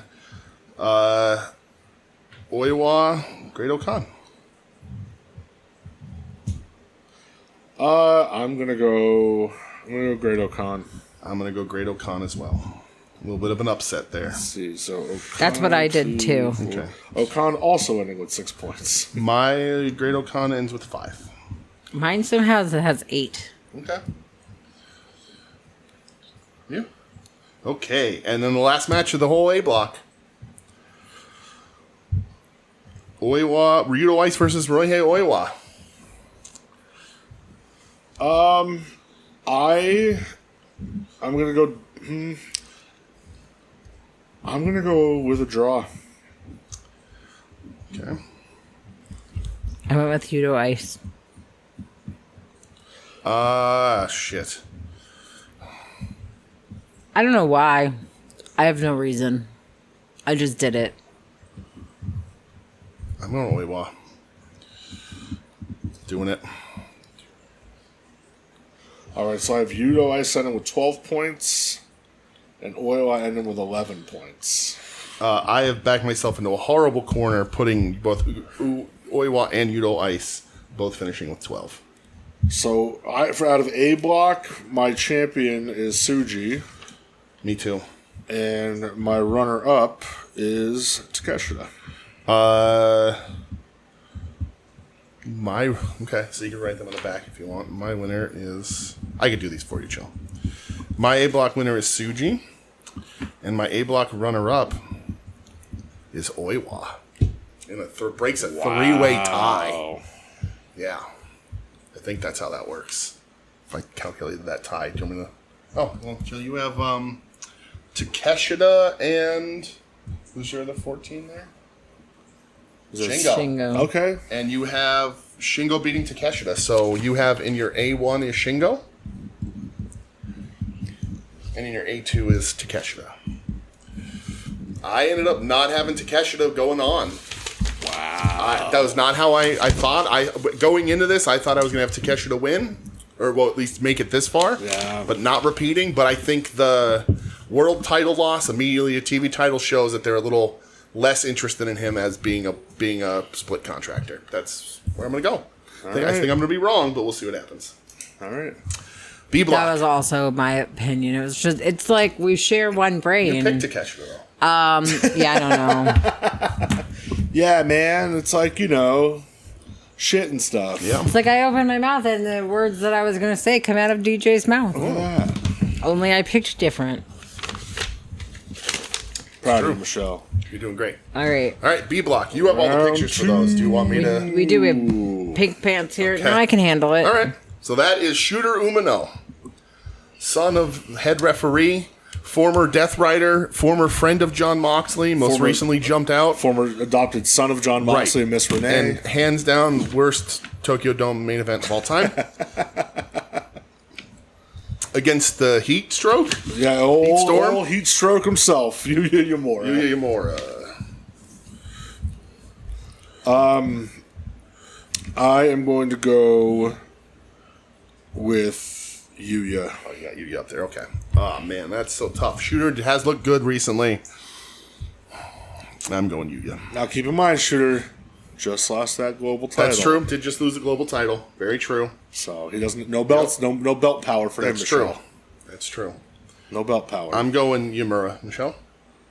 Shooter Umino. You're not going to say him anymore? I forgot how my X's and my O's work again. Okay. X's or wins? Yeah. Yeah, straight across. it's just, I don't, because see, here he's got the X and here he's got the X.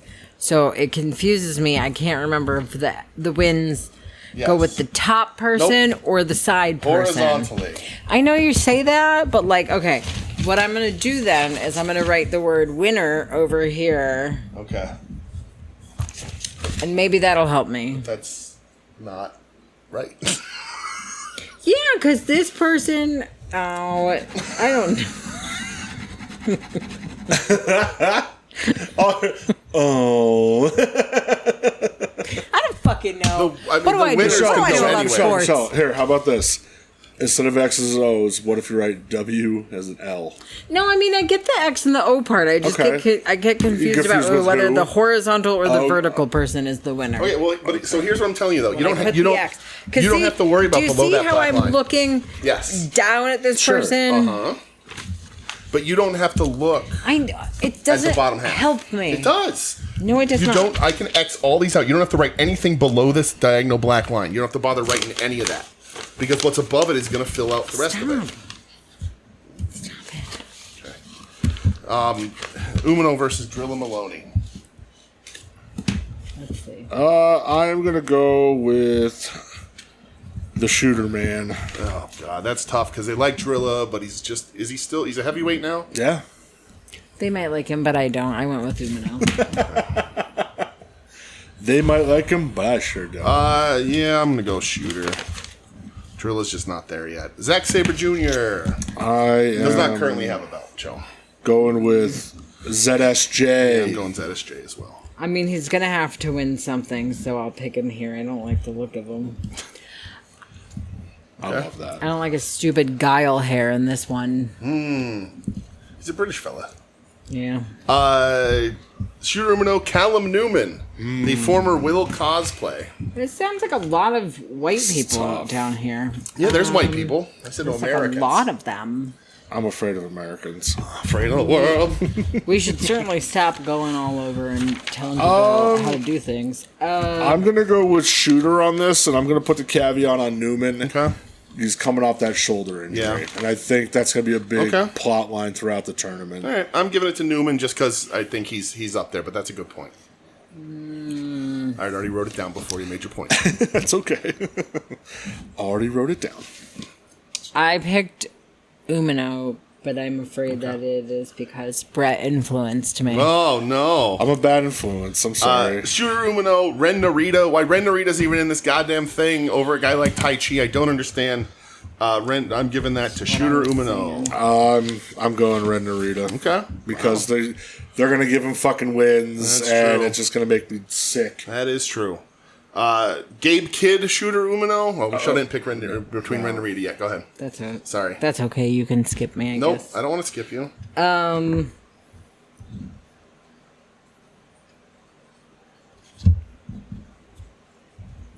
I picked this guy, Ren Narita. I don't like him, but Me neither, but... he's got to win something. See?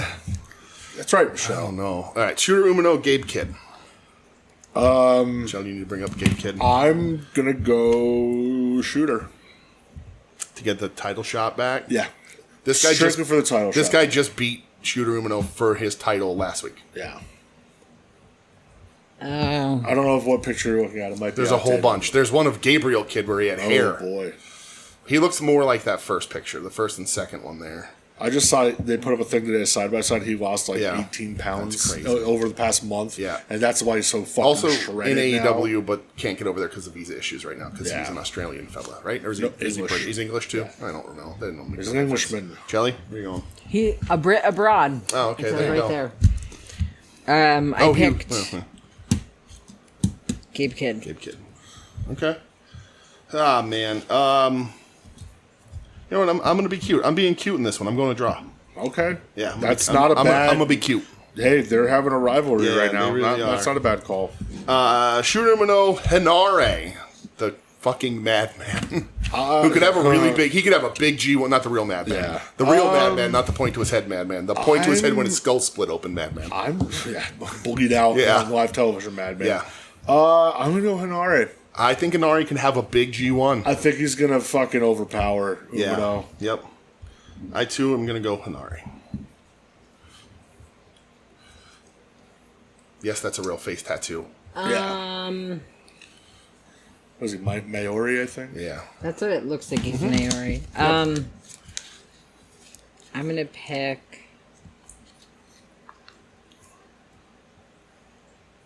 So you guys are telling me a lot of information, and so it's influencing me. Oh, So now well, you've told me There's that nothing wrong with that. this Umino guy is old. And No, he's past not. his prime or Nope, whatever you not at said. all. He's actually he graduated the same time Huge Suge in the same You said class. something about him. He just lost his title. That's all. Oh. I think I picked him. Okay.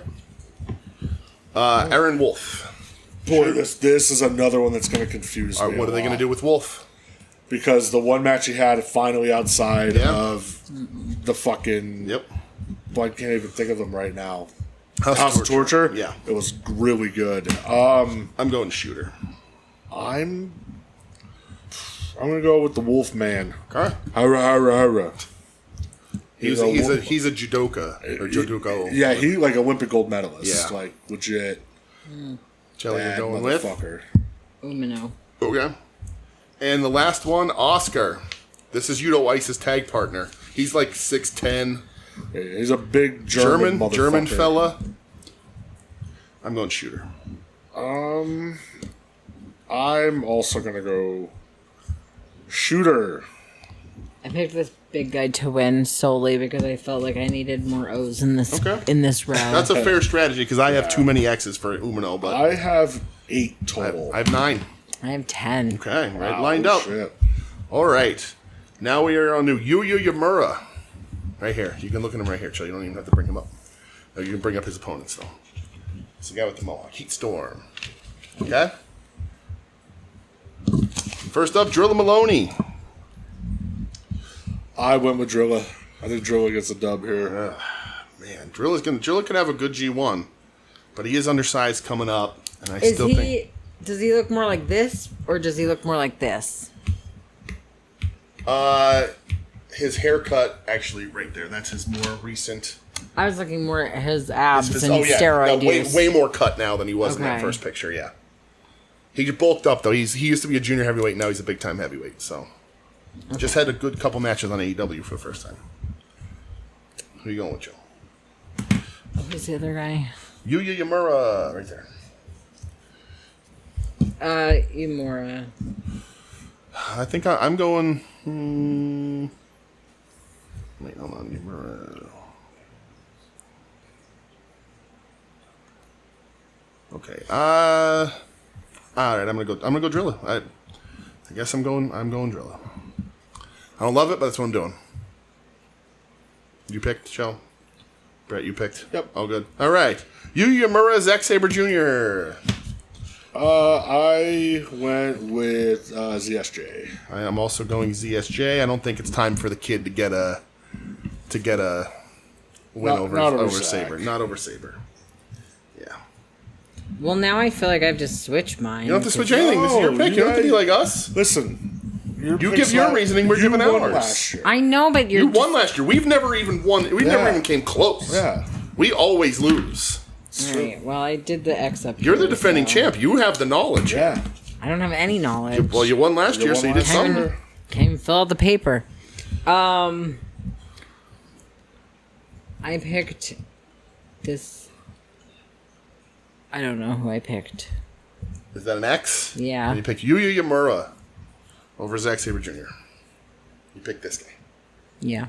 That's what I meant to do. Yuya Yamura versus Callum Newman. Looks more like that first left picture than any of the other ones. That third one over is his current ring entrance gear. This the one? Prince, yes. Yeah. Make way! Make way! For the Prince! He looks like a fucking nerd. He used to pretend to and be I don't mean Osprey. that in like a good way, like Yeah. I'm a nerd. I mean that like he just looks like he would be boring to talk to. I went with Newman on this. He's also like 23 years old. I'm going. I mean, he looks 23. Yeah, I'm going Yuya. He's a young buck. I'm gonna go Yuya on that. See what happens. Right, I'm going with Callum. That's the Chicago matchup, right? Yeah. So I'm going to use your strategy there, thinking Callum's coming into the first one to see how that shoulder works. Yuya's got some strategy to beat his shoulder, so it's smart. Good strategy. Using no strategy against you. Yep. Yuya Yamura versus Ren Narita. Oh, Shelly, I'm sorry, I keep skipping you. Speak up. Let's go. Talk. So, do you want to do an energy drink? Do you want to take it? Maybe. I don't know. Do you want to pause? I'm really tired. I went with Yuya Yamura. Yes. All right. With the heat stroke. Yeah, call him heat stroke. I think I had a heat stroke. Heat storm. Yeah, it's Heat storm. Heat stroke, heat storm, whatever. All right. Yuya Yamura, Ren Narita. I went with Yuya. I fucking hate Ren Narita now. I hate Ren Narita so much as Ren well. Narita has so much promise. Yep. All he had to do was just beat Shibata. I think Ren's going to win some easy ones. I don't think he's winning this one. I'm going Yuya Yamura. Yeah. Shelly? I did that too. Okay. All right. Gabe Kidd, Yuya Yamura. I went with Yuya. Whew. I think Yuya beats him during a title shot at the Global. Oh, that's a good. I that's went a with good Gabe choice. Kidd. I'm going Gabe Kidd. All right. I think they're going to need Gabe to be really strong, particularly with how he's pushing this like fuck everybody angle. Yeah. I think I'm going to go Kidd. Yuya Yamura Hinare. I went with Yuya. I am going to go Hinari. I went with Hanare because I think he looks awesome. Okay. I Fuck like yeah. it. Yuya Yamura, Aaron Wolf.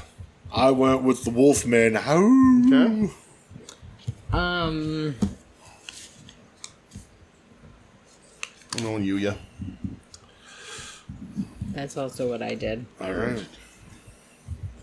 Then Yuya versus Oscar. I went with Yuya Yamura, and Yuya will end with 10 points. I'm going Yuya Yamura as well.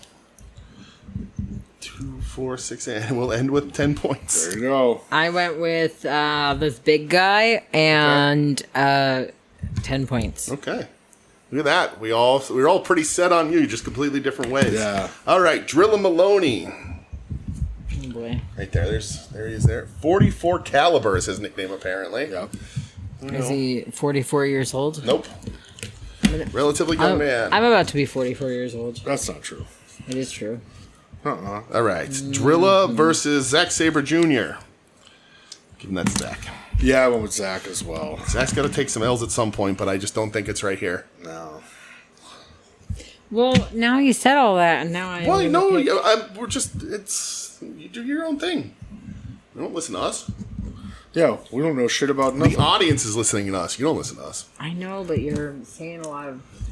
Okay, do you want to make your pick first Information. from now on before we say so we're not No, corrupting you? I don't it's all mind. right. I don't mind at all.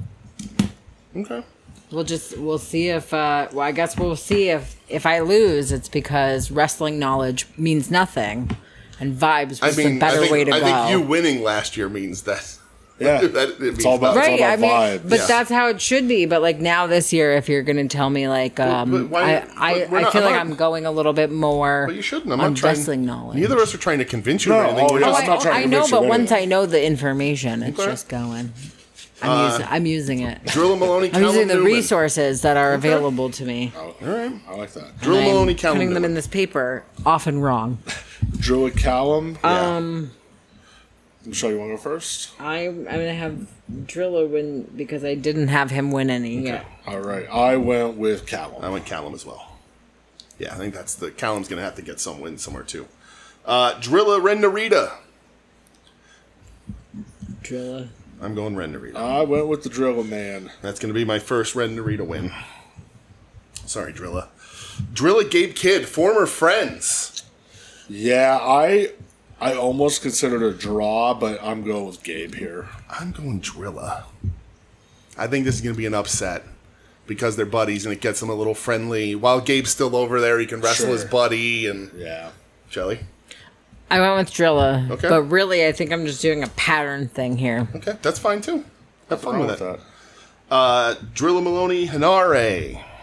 I went with Drilla here. I think it's going to be a fucking war. Yeah, I like that. You know what? I like that. I'm gonna go Hinare. I'm gonna go Drilla as well.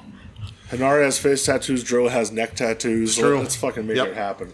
Good showing, good level guy for Drilla to beat. Yeah. You know, yeah. Maybe they'll wrestle so hard that they'll become like intertwined as one person, Yeah. like the movie together, and then they'll have that both face fucking and movie. neck tattoos. Oh, what a movie that Terry was. Funk and Sabu once a had to be great cut movie. apart because the barbed wire was wrapped around them so much they couldn't Yeah. move. That's kind of like that. God damn, that movie was fucking awesome. That's gross. Yep. Ew. Gross. I don't like that. That's why I don't like wrestling. I don't respect that. Could have fooled me. Drilla Maloney versus Aaron Wolf. Drilla's first name is Dan. Yeah, Dan. Tear this paper Why? up right now. I told the audience not to think that I like wrestling. You're not allowed to think I like wrestling. I will right on your face. I went with Drilla here. I'm going to go Aaron Wolf. Here's my first Aaron Wolf win. Bigger guy. Drilla's still coming in a little, technically, to Japanese wrestling standards, jumping up from a cruiser your roller size. yeah. Chell? I went with Aaron Wolf. Okay. But it was just because I don't think that Drilla should have any more than 6 points, and right, that's the how many he Wolfpack. has now.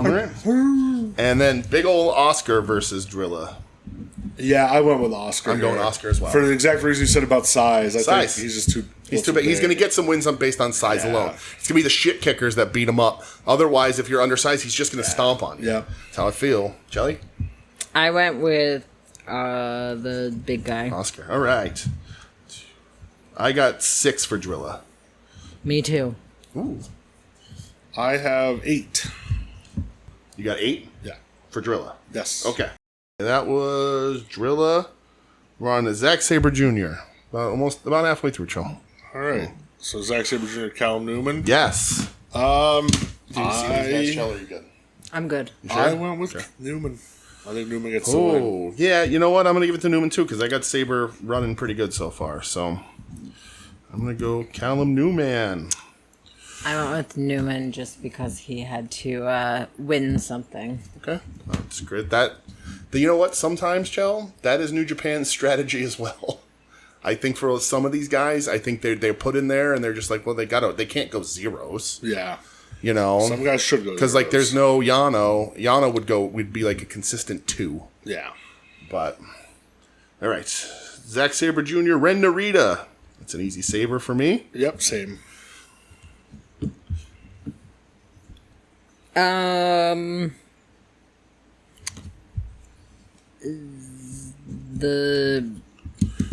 ZSJ guy. Okay, Zed Sabre Jr. Zack Sabre Jr. Gabe Kidd. I went Gabe. I think That's gonna be interesting. I think Gabe will get a win back. I think Gabe's gonna have a good run. I'm going Gabe. Joe? 2 British fellas. 2 vastly different styles. They've had fucking bangers in the past, so. I am going to go with Gabe Kidd. Okay. All right. I like it. Zack Sabre Jr. Hinare. I think Zach's going to catch him, so Okay. I put Zach. He'll catch him with some fucking crazy submission. All right, yeah, you know what? I like that. I like Zach. I like Hinare being vulnerable to a technician, probably even a quick one, even maybe. Yeah. Do one of those. He just catches immediately, and it's because he's just Hinare's nothing but a rhino running forward. Just so. catches him quick, taps him. Yeah, I like it. Zack Sabre Jr. Aaron Wolf. Have they worked yet? No. Interesting styles. For that reason, Yeah, I went Aaron Wolf. I like that. Yeah, Aaron Wolf.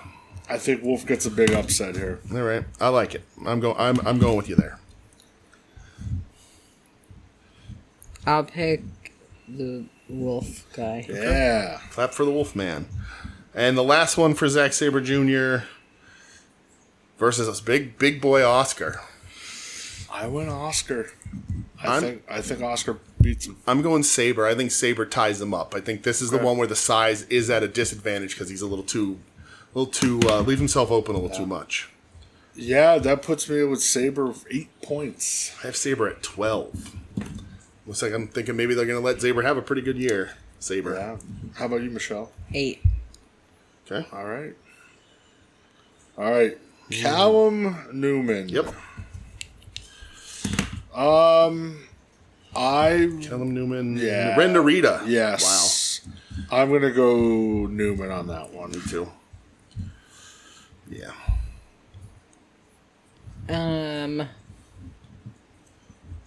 Yeah. Same. Okay. Gabe Kidd. Callum Newman. I'm gonna go out of the box and I'm gonna put this on a draw. Wow. I don't know that Newman can handle the onslaught. But oh my god, dude. Yeah. Kid. Yeah. I'm just gonna have Kid beat the crap out of him. I don't know. We'll see. Newman Hinare. Oh, Chad, did you pick? Sorry. I went with Newman. Okay. Newman Hinare. Go first, Joe. Since I keep skipping you, it's because you're quiet. Oh, I picked Hinare. Okay. I went with Newman, but I think Newman's going to catch him in the 19th minute. Okay. I'm going Newman as well. There's a battle between United Empire guys. Okay. And I think he'll get him 19 minutes in. All right. I'm going Newman as well. Newman, Aaron Wolf. Michelle, did you do Hinare Newman? Yeah, she picked first. Yeah, I picked Hinare. Okay. Yep. Aaron Wolf Newman. Who you got? I'm gonna pick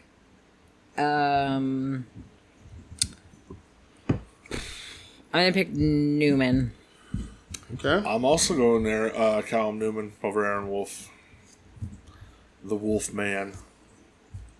What's Aaron Wolf is never open? Yeah. That's a bigger dude. Newman is a smaller guy. That's tough. This is a. Do I think Newman can win this block? This question right here. This one alone for me is: can Newman win this block? Do they want Newman to win this block? The shoulder injury wasn't as bad as they thought. I think that they wanted that title run longer. Newman. All right. Newman over Aaron Wolf. Yep. And Oscar. Big tall Oscar versus Callum Newman. I picked Oscar. I went with Callum Newman, and this puts Newman at 15 points for me. I crazy enough, while I think there's a chance Oscar can swallow him up and have a big match for Oscar, I'm going Newman too. Yeah. Puts Newman at 14 for me. Yeah. I just think if he's healthy, Yeah. they're going to want to push him. I think so too. Yeah. I think Yeah. they're going to want him there, I think. Yep. All right. Shelly, did you... Who am I picking? Oscar Newman, did you pick? I'm sorry. Yeah. Okay. I already did. I picked Oscar. Oscar, okay. I like the variety. I think We I are already all said mixing that. it up. It's nice. These totals might be the same, but we're going to be mixed all over the place. It's going to be a lot of fun. Oh, yeah. Ren Narita time.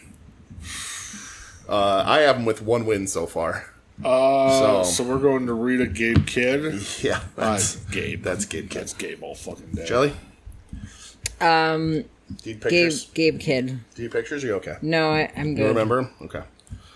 You went Gabe? Mm-hmm. All right. Ren Narita Hanare. Ren Narita. I went with Hanare in this too. one. I think Hanare just overpowers Yeah, him. I'm going Hanare. Okay, this feels really disrespectful to me, but I picked Ren Narita. Oh, no. My fault. Excuse me. I went Ren Narita. That's on me. Never okay. mind. Ren All right. Narita. Okay. Again, another dude that submission can catch Hanare in a submission if they want to go that way. No, that's a good pick. Ren Narita, Aaron Wolf. Aaron Wolf just got done feuding with this group, and I could not tell you how it turned out because I Nope. did not watch any of it. Me neither, but I'm going Aaron Wolf. I'm going to go Aaron Wolf also. Sorry. Ren Me Narita. too. Okay. And Ren Narita, Oscar. I went Oscar. I'm going Oscar. Yeah, To the size difference. Yeah, and I have Ren Narita ending with 6 points. I have Ren Narita ending with 2 points. 2. I cannot get over my personal hatred. I can't get over my personal hatred. I will go with my gut more than anything that I think that New Japan will do. Hope. Shelly? Did you pick Narita Oscar? I picked Narita, Okay. and he ends with 6. Okay. All right. Gabe Kidd. Final 6 matches of this tournament here. Well, the brackets anyway, the blocks. Gabe Kidd, Hanare. I think this is going to be an actual fucking war. This will be a murder, yes. But I am going to go Gabe at the end winning. Okay. Oh, I did that backwards. Oh man, that's tough. I'm gonna give it to Hanare. I picked Hanare. Okay. All right. I like it. Gabe Kidd, Aaron Wolf. I went Gabe. I think Gabe gets the W. I'm gonna go Gabe as well. Shelly? I picked Gabe Kidd. Okay. Gabe Kidd, Oscar. Early matchup too. This one, Gabe. Gabe again. I think Gabe will catch him. Okay. And I have Gabe ending at 13 points. Man, does Gabe catch Oscar? Yeah, you know what? I picked Gabe Kidd to win, and he has a total of 12 points. I picked Kidd to win with 13 because I gave him a draw early on. Yep, I got him at 13 points 13, too. yep. Yeah. All right, that's crazy. Okay. Yeah. Hanare, Aaron Wolf. Boy, I'm gonna go with Aaron Wolf. I'm going to go Aaron Wolf as well. Joe? Oh, she's mathing over there. I like the strategy. Mathesizing, baby. I think that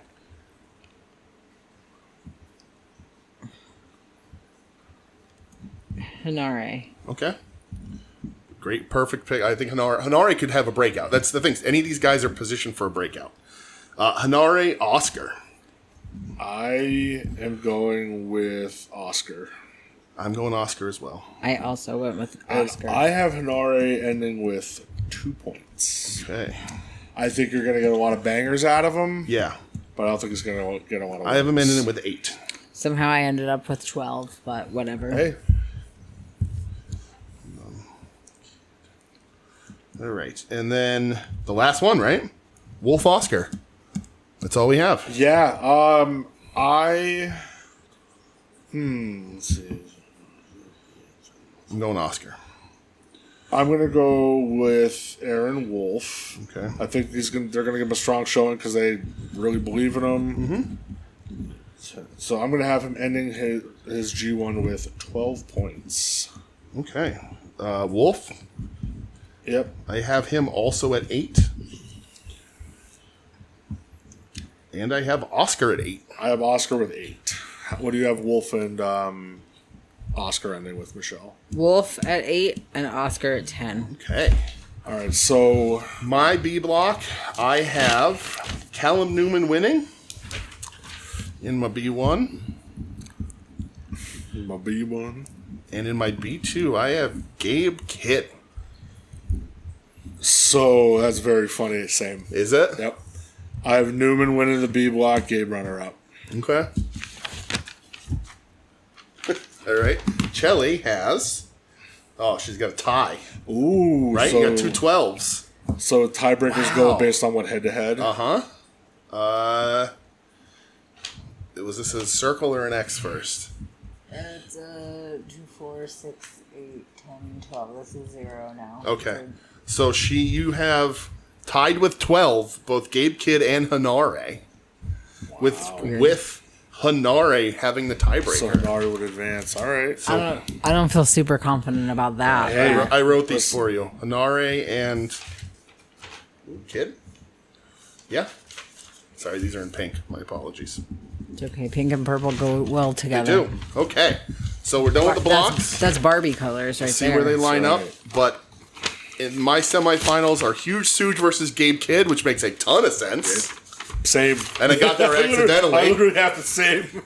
And then Newman Oiwa. I have Newman to cash it up. Okay. What do you have, Michelle? Shelley.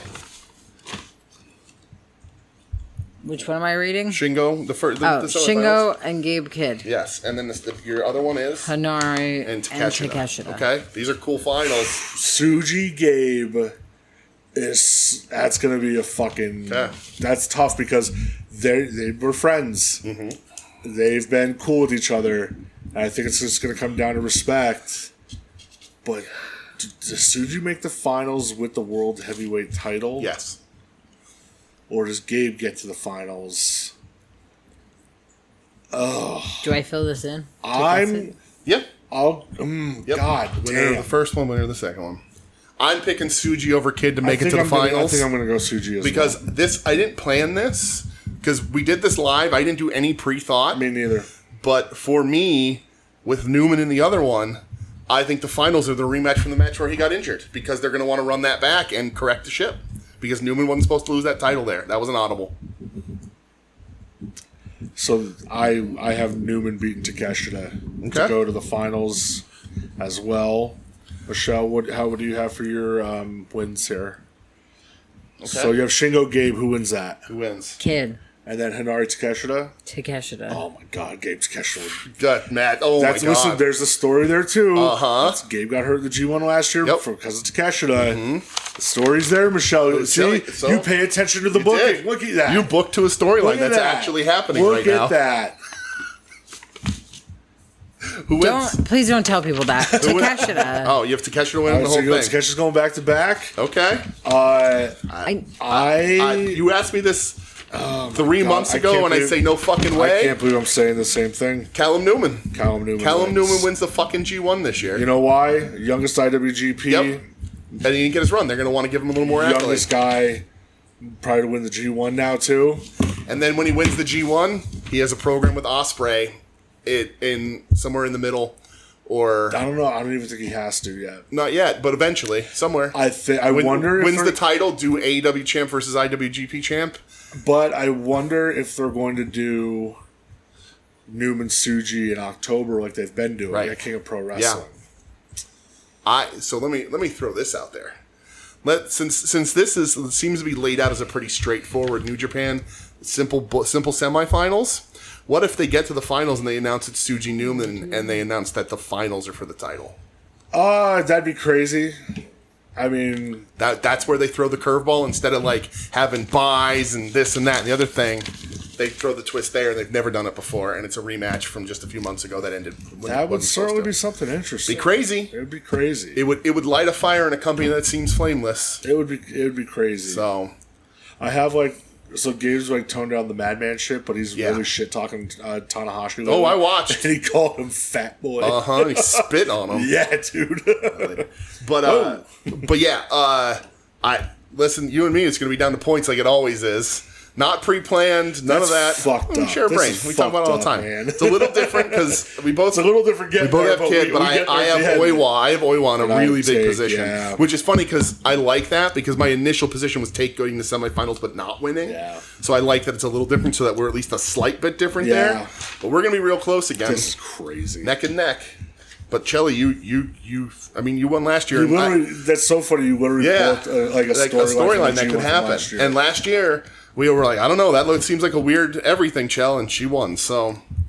Last year also, we were thought that was going to be Gabe's year, but he got hurt by Takeshi. Yep. Yeah. So, what are you booking it? Holy I do remember that now. Yeah, you do. Saying it. So. Yeah, see, you remember. So, all right. These are in. Ours are all final. They're in the Discord. I'll tweet them out with the show tonight. If anybody... I'll even highlight the ones you need to do before Saturday. Yeah, if you want to highlight those, just to get those in.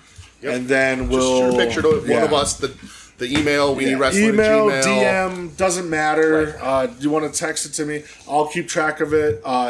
I think I've decided in my life I'm not watching it live this year. We talked about it last week or the week before. I think that's smart. I just can't. I can't burn myself. We will watch as much as we can, like we always say. Yeah. And we'll gauge depending on time and how many. Yeah. If you're looking at Cage Match like we do, not because it's accurate, but because it's a good guide. I can't watch a Jake Lee Great O'Con 20-minute draw that you'd spoken to existence. Right. You don't have to watch anything. But 7.5 and above will get consideration. Yeah. Anything under that, I'm not even going to bother. Yeah.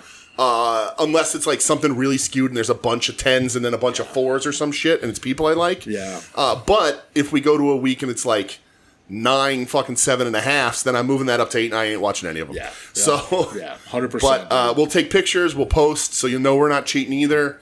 And fill it out, send it in. We need wrestling at gmail.com. Message us in the Discord, message us on social media at We Need Wrestling. Anywhere you need it. I have my G1 bracket folder already set up in my photos on my fucking phone just so I can have everybody's written down. You're good with tracking it again. Oh, You're fine with that? Okay. Course, you're the tracker. No problem. I am the tracker. You are. That's true. Ooh, that's a very important job. Yeah, it is. Tracker. Isn't that in Pandemic? It is. That's one of through the the rules, pandemic. right? Yeah. See? And the Hunter. Fuck yeah. Michelle, thank you so much, as always. We appreciate how do you feel? you. You're excited? You like You're the your defending champ. I don't feel good about my picks. Did you feel good about them last year? I don't remember. This makes me so happy. All right, well. Will you at least watch the finals of the G1? No. What is that? What time are they on? Like 4 a.m.? No, but I won't watch them. The finals we might I'll watch live. I'll watch the semis and the finals live for sure. If you get really close again, maybe like there's a deciding moment we'll have to make you sit and watch it just for the... You're up anyway. Yeah. I mean, by 4 a.m., I'm kind of... sometimes I wake up at 4 a.m. Right. I don't go to bed ever at 4 a.m. So you want to be my G1 friend up. this year and we'll just watch together and text along? No. So... No, but I'll be up doing other things. You can text me. That's true. I won't answer you about wrestling. Okay. All right. I appreciate that. We can arrange this though where I can get up when she does, go to bed around the same time when she does, and I can get up and we could be buddies too. But we'll see where Twicky's at. Don't push it. No, not interested. No, this year it's got some rough shit. I hope it's bangers, but like back half of these brackets are real rough. I don't see myself watching a single Ren Narita match. No, I don't either. Like Ren Narita has to be 8.5 or higher. I'm not going to watch it. I can't do it. Man. So like some of these guys, Ren Narita's a big one. Sonata's going to be tough for me to watch. Jake Lee, Great O'Con. Jake Lee's going to be hard for me to watch. Yeah, Great O'Con. Yeah, Great O'Con's going to be hard, too. Those are going to have to be 8 and 8.5 for me to even bother. I agree. But anyway, this was awesome. Thank you for tuning in again for this. If you didn't tune in for the first half of the show, thank you for tuning in to this one. I know not everybody follows along with the G1. And there will be some sort of prize pack if you win. Yeah, there always is. Tailored to your likes, because we didn't just buy Michelle like a wrestling figure last year or something. We should have. But she has our gratitude the entire year. That's what she won. Yeah, you won our unwavering support guys. and admiration. Yeah. Yeah. Thanks. That's nice. You've always had my respect. Yeah. Thank you. Right. I know that's for sure. Thank you. I appreciate that. Fuck your yeah. respect means more to me than any. I thought you were going to say your respect means nothing to me. Right. And I always said you're the coolest. There are some people I would say that to. You are not one of them. Oh, thank you. Go ahead. I know. Okay. You can't boom So me. I see what you did. let me just start the list right now. No, I'm just kidding. I'm kidding. I'm gonna start the list of 8 hours later. All right. So that's it. Thanks for listening. Plugs are already done because I don't know how many people jump in and do this show, listen to this half of it. So thanks for listening, everybody. Email your brackets, put them in the Discord, put them online, tag us, whatever. We need wrestling at Gmail. Michelle, any last words before you disappear until February? Goodbye. February? What about January? Oh, yeah, the Rumble's in January. Yeah. Until January. Hold on. So pumped Wait. Michelle, any last words until you disappear until January? And it's time I disappear. No. You're listening to the soon-to-be-named network, the Lamborghini of podcast networks. Oh no, it's Judy Snuka.